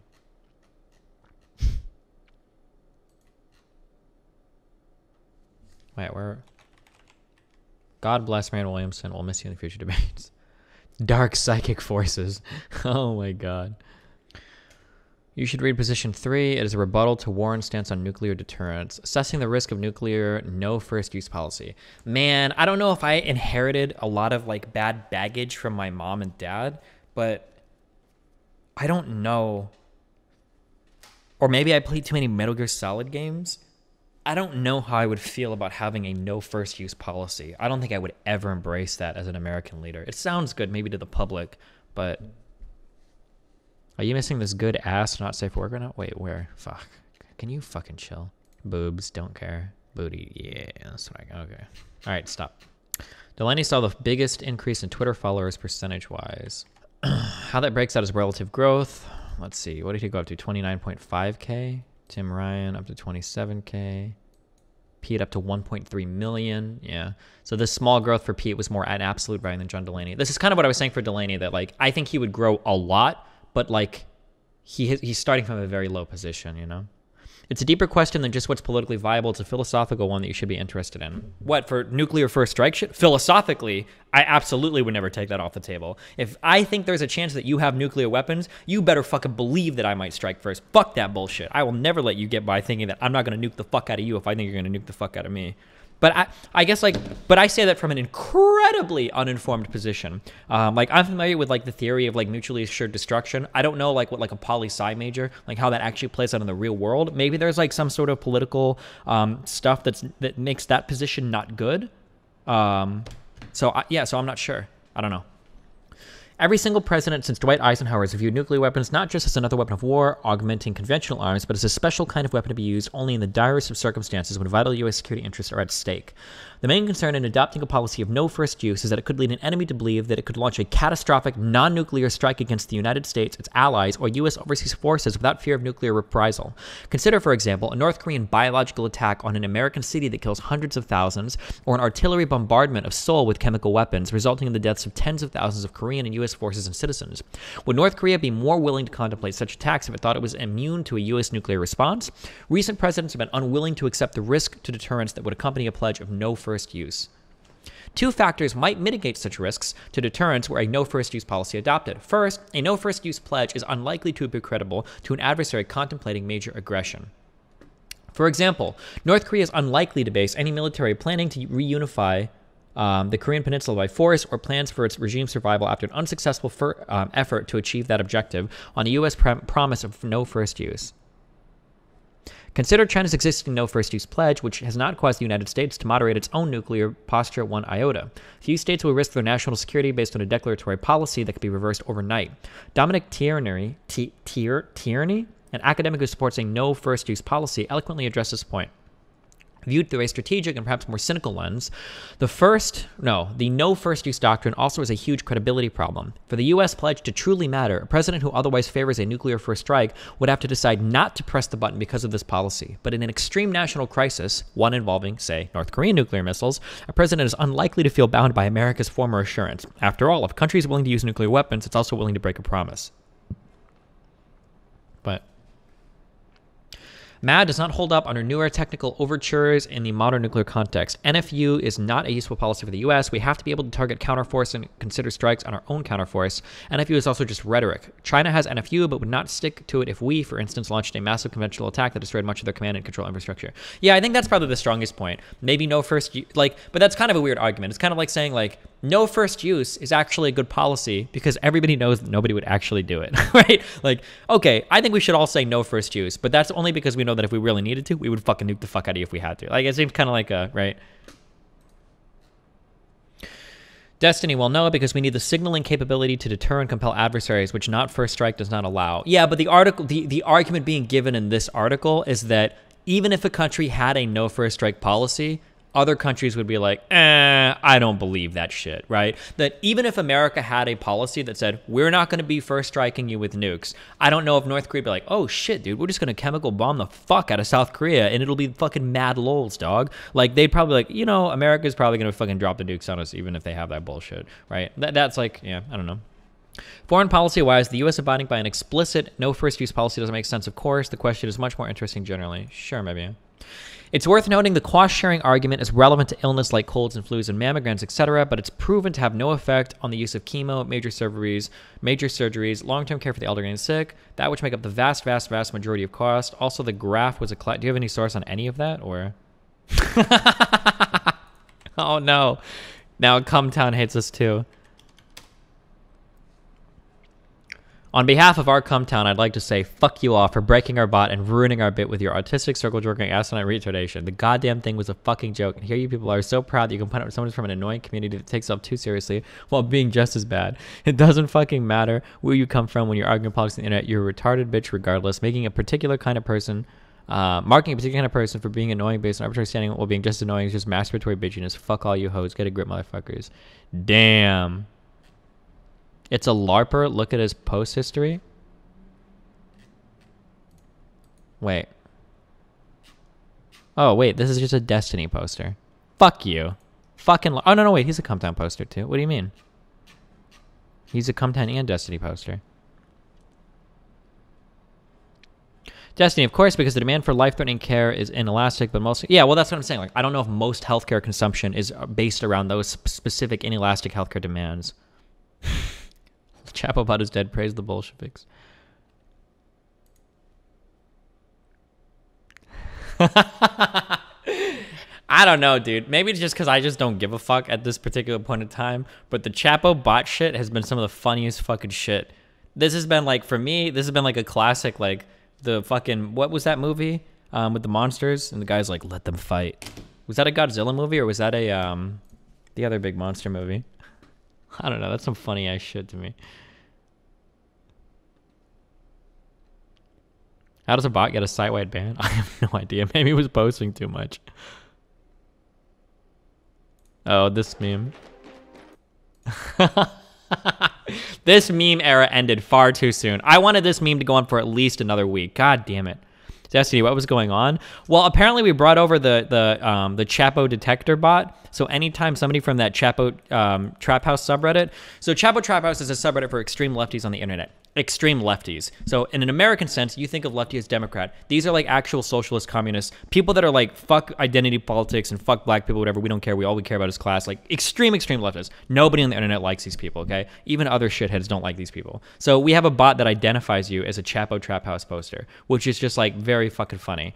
Because as soon as it like would ID somebody, people would get mad as fuck. Like Like somebody would post some shit, and then the chat would be like, "Oh, this person is of the past 200 posts, 44 of them have been in chapter," and they'd be like, "Why do you have a bot like Dingus? This is literal fucking fascism, dude. You've become everything you fucking hate. How are you gonna fucking good to go? Tag me, tag me, tag me!" And it was like funny. It was fucking hilarious shit.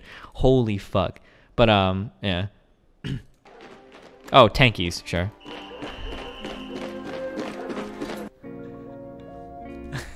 Holy shit. Are you okay? I was watching your conversation with Pakman and you called the European Union the EU. Bonus meme, ye in chat. EU.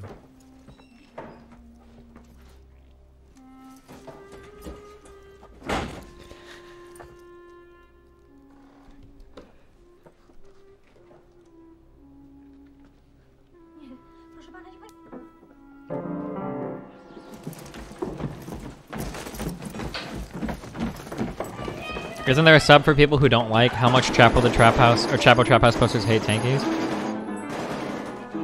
I have no idea.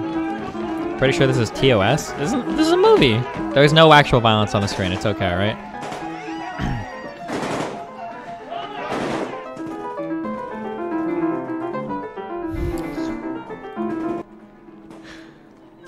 Oh man.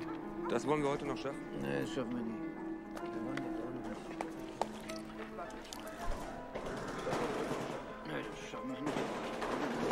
I wish this fucking night were over.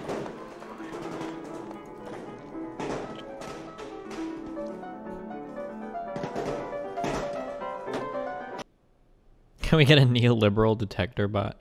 Do you people actually believe Delaney did a good job? Okay, hey, check yourselves, okay? So you can find out if I'm out of touch. Listen, you can always fact check anything I say. So you can find out if I'm the one that's super out of touch or if they're the ones that are super out of touch. I think that Delaney will see like a noticeable bump in the polls. Now, when I say noticeable bump, that might only be to like 1 or 2%, but that's like a tripling or a sextupling of like his current support. I don't think he's going to be a breakout candidate like Kamala Harris was. He's not going to break into like that, like the Bernie, Warren, Kamala Harris tier, or even as high as Pete. But I do think he'll gain a lot more recognition than what he had before. That's what okay, there you go.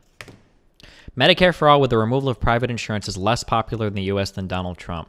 I think that's actually true. I think. Support rises when people are told they can keep their doctors and hospitals. People are just worried that they'll get worse care.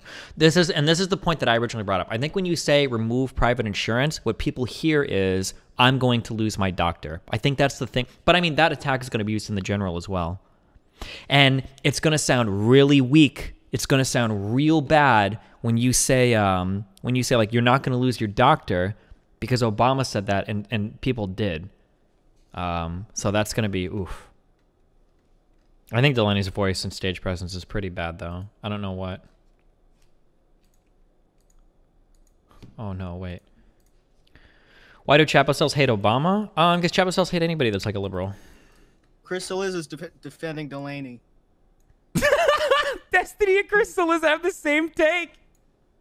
He said 22% Americans have Twitter, 10% of users are responsible for 80% of tweets, which is incredibly stupid. The thing that wonks love to say, like the average Democratic voter isn't represented on Twitter, and like that's true to an extent. That's true to a huge extent. Oh my God, you have to be careful about that. Just the same as gaming communities aren't represented by their subreddits or your Discord channels, or just the same as like, yeah, that's absolutely true. Oh man, you got to be careful not to think that. But it's also like a microcosm of the most politically engaged people. Well, which is worthless. A microcosm of the most politically engaged people doesn't matter because they're not a microcosm for the general electorate. Nobody cares what the most politically engaged people think. People care about what voters think. That's why when we do polls, we don't restrict it to only people that have a high level of political knowledge. We restrict it to people that we think are likely voters. That's, yeah, of course. Microcosm of the most politically engaged people. Well, it's very important for gauging where the base is. It's not important for gauging where the base is. This is such a bad take. It is such a horrible take. If you want to figure out where the base is, this is why it's so important to do these like cross-sectional analyses where you're making sure that you're drawing people who are likely to be future voters. You're not necessarily going to find the best selection of future voters on Twitter. especially people that are willing to tweet. That's such a horrible take. That's such a sad take. You have to be so fucking stupid to say something like that. I can't imagine how you could understand so little about polling that you would unironically say that. Like, well, looking at Twitter is a really good way to just kind of get a general feel of where the electorate is at. Absolutely. If that was true, Biden wouldn't be demolishing Bernie in the polls. Like, I mean, like, why would you even say that? Talk to him? I don't know who the fuck this guy is. Important for gauging where the base is. That, but then they also spend all of their fucking time crying, whining about like negative reactions to the takes that they have to the. Remember how crushed? It's someone from the Chapo podcast. I don't care who it is, whoever it is. They don't know what the fuck they're talking about. Remember how crushed Bernie? Remember how crushed Biden was after the last? Here's like a question, because I don't know how many of you guys actually know this, right? You know how crushed Biden was in the last debate? How Kamala fucking assassinated him on stage? How he like had horrible stage presence? People called him on everything. You know, if you were watching Twitter, where would you think his polling would be right now? Right? Do you know? Because guess what? He's polling right where he was before. Like his drop before the debates, he was at 32%. He's at 32% again. Like, if you were watching Twitter, you would not know that. If you were, don't tell me that if you had your eye on Twitter, which is supposed to be a peg for the electorate, that like you would have assumed that Biden regained all of his lost ground. Like, fuck out of here, dude. A microcosm of the electorate. How could you say that? That's so stupid. The shit takes they have on Twitter. So like, on the one hand, they're always like, nah, Twitter is not real life. Twitter's not real life. And then on the other hand, they're like, people were mean to me on this platform, which is the same as like. Crystal is. What? What does that take? What? Okay. Go debate them? There's nothing for us to debate about. I mean, like, I can just link up a bunch of stuff. I mean, I don't even know. Like, my position is, I don't think my position is assailable. Like, these are just facts. I mean, I don't know what to say. 22%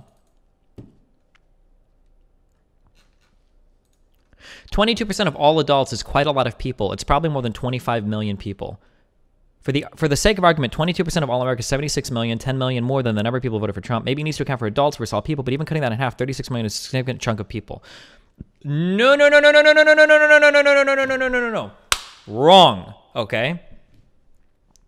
The biggest problem you have here, we'll ignore the fact that Twitter is worldwide or anything, blah, blah, blah. Okay. Or multiple accounts. Okay. Let's say, for instance, fuck. Oh my God. I'm sorry. I can't even talk right now because like 7 million analogies just popped into my head because of how wrong that statement was. Okay. Let's say that I have a community of people. Okay. Let's say 30% of them live in this area, some live in this area, and some live in this area. Okay. Let's say that I want to poll let's say that these people are Ayers. Okay. These people are Beers. And let's say these people are Sears. Okay.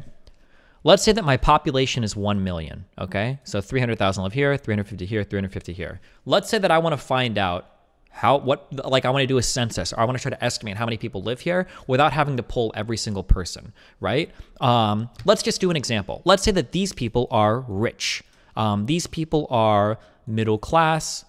Let's say that these people down here are poor, okay? Let's say that I want to find a way to poll my people to figure out, I want to figure out like what percentage of people live in my area. Let's say that these are the true numbers, but I don't know them. Well, let's say, okay, well, I'm going to do an online poll, right? Now, when I do an online poll, let's say that poll returns this data to me. Let's say it says that 50% of the people that live here are A's, 35% of the people that live here are B's, and only 15% of the people that live here are C's. Well, what happened? I did a poll. I polled 1,000 people. I've got that's a really good sample size. There's 1 million people that live here. How could my online poll be so off? Well, because A people are wealthy. A people are probably more likely to have access to an internet connection. This might also skew other demographics as well. Sorry, fuck, I know you can't see it. This might skew other demographics as well. Let's say I were to poll my people to find out the race of the people living in my country as well. Let's say that the A people, let's say that this was fucking Wakanda, right? And let's say that the A people are black, and they're the most wealthy. Let's say that the B people are Middle Eastern, and we'll say that the poor people are white because that's the SJW narrative. Okay, there you go. Bam. Full on progressive. Okay. Well, let's say that when I do my polling, I also find out, wow, a large percentage of the people that live in my country are black. Well, how do you know that? The problem is that this is a bad cross-sectional analysis. When you want to find out the percentage of people, or you want to find out like the composition of the people that you're polling, what you want to get is a good cross-section, right? Cross-section means that you are taking a small bit, hopefully the same size, from different portions of the population to sample so that your findings can be broadened to the whole group. Think of it like a cake, right? If you have a cake and you want to find out the composition of that cake, what do? You don't just take a scoop off the top. Maybe it's like a triple layer cake, right? Or a quad, or whatever the fuck, how many layers, right? If you take a bite off the very top of this cake, well, 100% of this cake is made of frosting. Would you say that? No, of course not. That's ridiculous. If you want to find out, you have to actually cut a slice into the entire cake and take a little bit from each of these tiers. That's a cross section of the cake that actually gives you a better representation that you can extrapolate to what the entire cake is made out of. This is why saying that there are 20 million people on Twitter, which, okay, that's not the whole electorate, but that's a good chunk of the electorate. That's not a good sample of the American people. Not because it's a bad size. A good sample size, 1,000 people is a huge sample size. That's way more than enough than you need to do any good poll. It has to be a good cross-sectional sample, meaning you have to be able to pull it from a bunch of different areas to make sure you're not over-representing for any particular area. Does that make sense? This is what a cross-sectional analysis means, and it's one of the reasons why doing effective polls is so fucking hard. It's a very hard thing to do. Maybe you poll people by doing phone calls. That's one way that people have polled people in the past. They poll them by ringing up their phones. But guess what they learned by doing this? You have a big overrepresentation for older people. Older people tend to have landlines that are easier to phone call for polls than millennials that have cell phones. So if you poll by landlines, sometimes you miss millennials. Doing polls is very hard. I'm sorry. The statement that like Twitter can give you like a good feed on the electorate or a good feel of the electorate it's a statement that is stupid on so many different levels. I can't even imagine why the fuck you would try to give an opinion about that when you're saying something that is so horrendously obviously wrong. If it's actually somebody from the Chapo podcast, it's actually that much more disappointing because I would expect a podcast that's politically engaged to know that. That's a really basic thing. It's a pretty easy thing to understand. Even when I was 21 and a libertarian, I knew that. Okay, sorry. What are your thoughts on Nate Silver? He seems like an okay guy. It's some dude from their gaming Twitch channel. Oh, okay. Well, whatever. Getting rid of private insurance, Medicare for all polls at 41% versus 70%. Keeping private insurance, Medicare for all polls at 41%. Wait, did you just... Americans want Medicare for all who want it. Medicare for all replacing private insurance. Overall is 41%. Yeah, the private insurance thing is a bad hill to die on. I don't think that's a good one. Do you think Trump is racist? 44% of Latinos say no. The Latino vote does not swing as hard for Republicans as it does for, or as the black vote does. Why did people lose their doctors under Obama? Just because of different health insurance. I don't remember why. We'd have to go fucking look it up. But I do know that it did happen, that some people did lose their...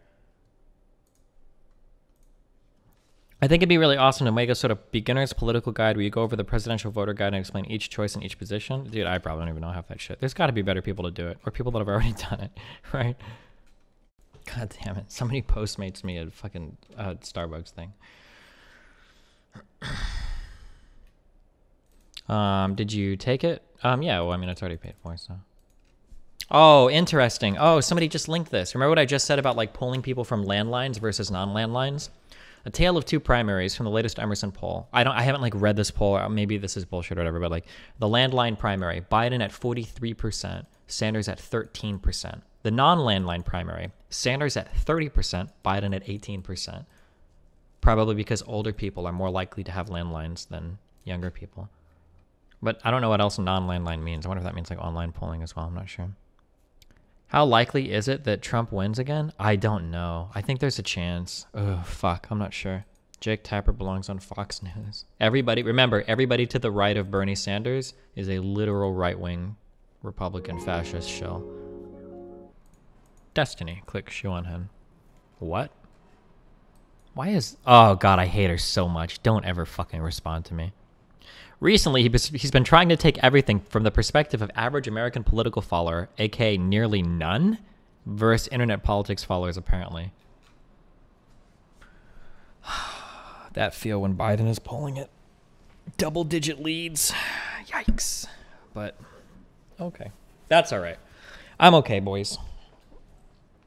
I can. You know what? I'm here. I'm here on the front lines because I can take it. Because if you can hunt me, and I'll do it. I'll be the Dark Knight that you need. Okay, to not be insane on any political fucking spectrum. Destiny, yay or nay? Pete Buttigieg had the most important answer in the Democratic debate. Buttigieg is right about why Democrats keep failing to pass their big plans. This conversation has been happening for the last 20 years. Of course, you need to get money into politics. But when I approach the actual structure of democratic reforms, it might make a difference. The electoral college, amend the Constitution is clearly necessary to clear up Citizens United. DC to look at people look at me funny as if the country is incapable of structural reform. This is a country that once changed its constitution. Oh, that was really, really good. He's the one that gave the answer about how we made alcohol illegal and then undid it, right? That was a really good answer.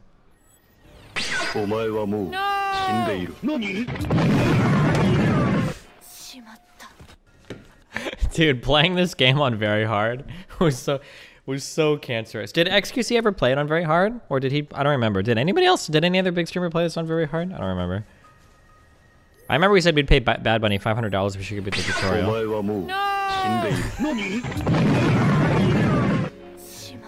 This dumbass fucking shit. Oh my god. I need you to shut the fuck up. I'm getting the app.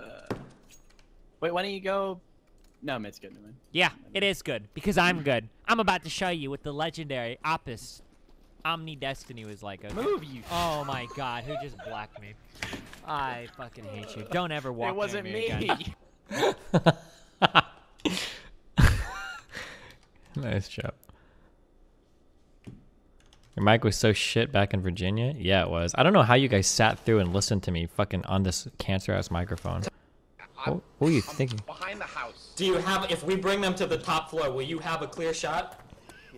Like the top floor of the firehouse. Maybe. What do you mean maybe? Can you see it or not? I can, but that's like, that window is not. Okay. Hold on, okay. There are people here that have not seen this before. Okay, let me give some background to this, okay? I've got a friend growing up who is a real life friend. I think he is. Kyle, if he's out there. I haven't seen him in a while. But I've always been like better at video games, and he's always been better at school, just because I would know life video games more. So that's kind of like our trade-off, right? It's typically I was usually a little better and he wasn't. He's not like an amazing gamer or anything, right? But that's cool. We play games together. We have fun because hell yeah, because it's fucking Kyle. And I would never expect Kyle to make like a legendary fucking shot like in an FPS game. So it's like kind of like, yeah, right? So anyway, we're trying to lure people and get him killed. Kyle is like on one of these fucking distant hills. This was DayZ. What was this? This is like hundreds of meters away, okay? Kyle, how far away are you? I'm in the distance. I'm behind the house. Do you have, if we bring them to the top floor, will you have a clear shot? Like the top floor of or maybe he's over here. He's really far away, wherever he is. What do you mean maybe? Can you see it or not? I can, but that's like, that window is not. Okay. Who's on top right now? And this is armor too, so it's got like ballistics. There's like bullet drop and everything, right? On the very top. There's bullet drop, your gun sways, you up to 0. Good evening, everyone. I hope everyone is doing well. Yeah, it's holding nothing. Okay, I've got this macro up, so old guy, do you want to grab like a gun or something if it's in here? I'm talking to you, JP. Respond in game. Yeah, I mean, if there's a gun. Oh, this is back when we played with JP McDaniel or whatever. I don't know what's going on. What was that? They found the body up here. Do you see us up here, Kyle? Which one is which? I don't know. Dude, the ones holding the 2 assault rifles are them. Me and Steven have a pistol. You have a long, one of them has a long rifle? One's got an M4, one's got a shotgun. Oh my god! Kyle just out of nowhere fucking dome skis this guy. I don't even know how the fuck he did it. It was the luckiest fucking insane high skill fucking shot in the world. Dude, the ones holding the 2 assault rifles are them. Me and Steven have a pistol. You have a long, one of them has a long rifle? One's got an M4, one's got a shotgun. Oh my god! What the fuck? What the fuck? Oh god. No tears now! Only dreams! Oh god, the no tears meme. What an old cringy fucking meme.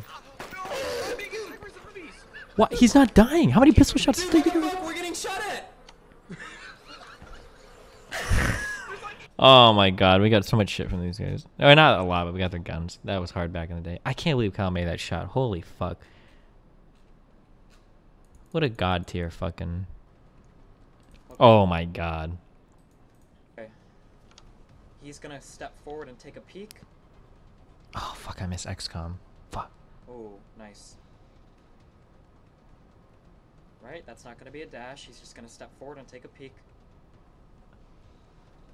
And then he'll be able to run right back up, right? If he drops down there, he'll be able to run right back up, right? Otherwise, this game is fucking bullshit, right?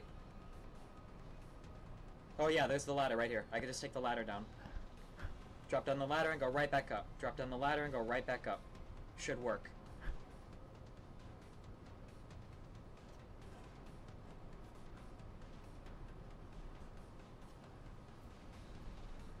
Why is everybody saying no? That should work. But I already saw... There's only two... There's only two left. Yep, there's one right there, and then there's that guy back there. Wow, great strategy there. Holy Good analysis, shit. Destiny. Back the fuck up. Are you just watching your greatest hits? Yep. Step the fuck forward.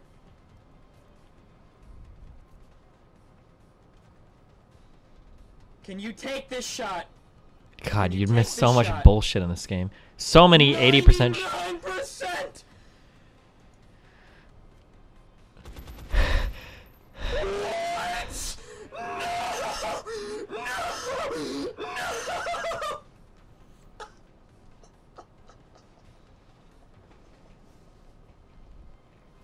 I hate Fuck this me, dude. The good old days. Show him Balcony Gate. Let's analyze it. He's under partial cover. He's gonna die. Someone link it up. There's 3 left. He's gonna die, dude. He's gonna fucking die. I can't even believe it. I can't even fucking believe it. Oh my god. You can't dodge a second one, dude. I wish you would, man. Can you fucking dodge it? There's no way. Oh my god! He dodged it! He fucking dodged it! Okay, it's fucking balls to the wall time. It's balls to the wall time. Can you cover both? I need you to fucking do this! Take him out! Take him out! What the fuck? I think the rocket was aimed too high. You're supposed to drop the elevation on it. I think I shot the rocket into the air. I think that's why it missed. I don't think I actually missed a 90%. I think the rocket was aimed too high here. Cover both! I need you to fucking do this! Take him out! Take him out! What the fuck? Fuck. Oh my god! The best parts of your stream are gone forever, though. The fucking DayZ days. Good. CSGO? Listen. Who barely ever sees them. Okay, Hold on. listen very closely to the example. Take 2 kids. Let's say you got a kid born in the projects who's got a single So, like, mom like- who barely ever sees them. And then let's say that you've got another kid born in suburbia who goes to a wealthy school with 2 parents and a stay-at-home mom. Which set of parents which family is more likely to deter one child from smoking? The one who, if they even catch him with cigarettes or smell smoke on him, are going to ground him for 2 weeks and take away his Nintendo and Game Boy and you know, punish him, you know, and make sure that he doesn't do it? Or the one who barely even sees his mom because she's working all the time? Which family do you think is going to have more of an impact on whether that child smokes or not? The white one. I'm not, I didn't even say white or black. I mean, I'm...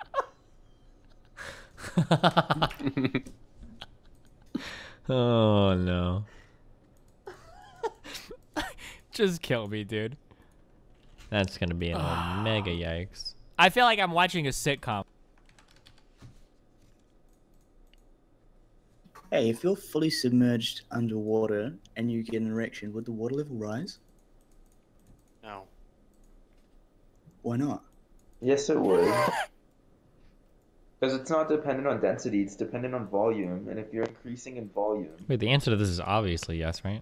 or I guess in surface area, well, and volume, right? So, would you look skinnier with an erection? Yeah, you would, marginally. Destiny, I'll try to invite you. I also would still say that it.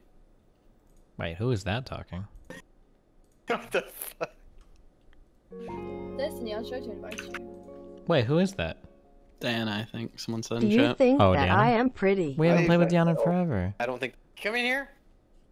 Yeah, you haven't played with me in forever. Cringe. And I ain't talking video game. Wait, hold on. I don't have it cleared by any means. Oh, is this balcony gate? Mr. Mooten fucking doing nothing. Hell Mr. Mooten, yeah. can you come up here? Mr. Mooten! Mr. Mooten! Mr. Mooten! Yeah, wait, what are you doing? I have no ammo. I'm fucking doing nothing. Oh, wait, this Mr. is Mooten, can you come up here? Mr. Mooten! Mr. Mooten! Beautiful, Mr. though. Mooten! Yeah, wait, what are you doing? I have no ammo. I have no ammo. Mr. Mooten, fight ammo! Get up! Okay, I'm just gonna chill in this room and wait for you, okay? Let me know. Dude. Just chilling here, dude. There's nothing I could have done there. What are you doing? It's like the old days, dude. We're hanging out. It's fucking late. It's just the boys. None of those fucking little political bitches are here. It's just Hold the on. gamers. This is so stupid. Hold on.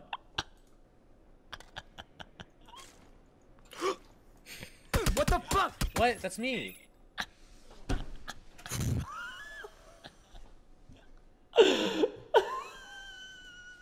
You many times you did this to me too?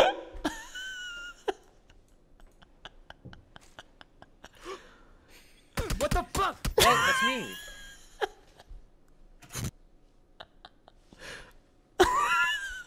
He'd fucking look at you for a while too, and he'd be like, and then he'd just fucking murk you. Okay, I love you guys. It's been fun. Ripperino, cappuccino, pappuccino, cappuccino, mappuccino, cappuccino, cappuccino, appuccino, appuccino, my duderinos. I'll usually say something effective like, hey, listen, you're being chill, and I'm pretty chill, but I understand that I have a right at any point in time to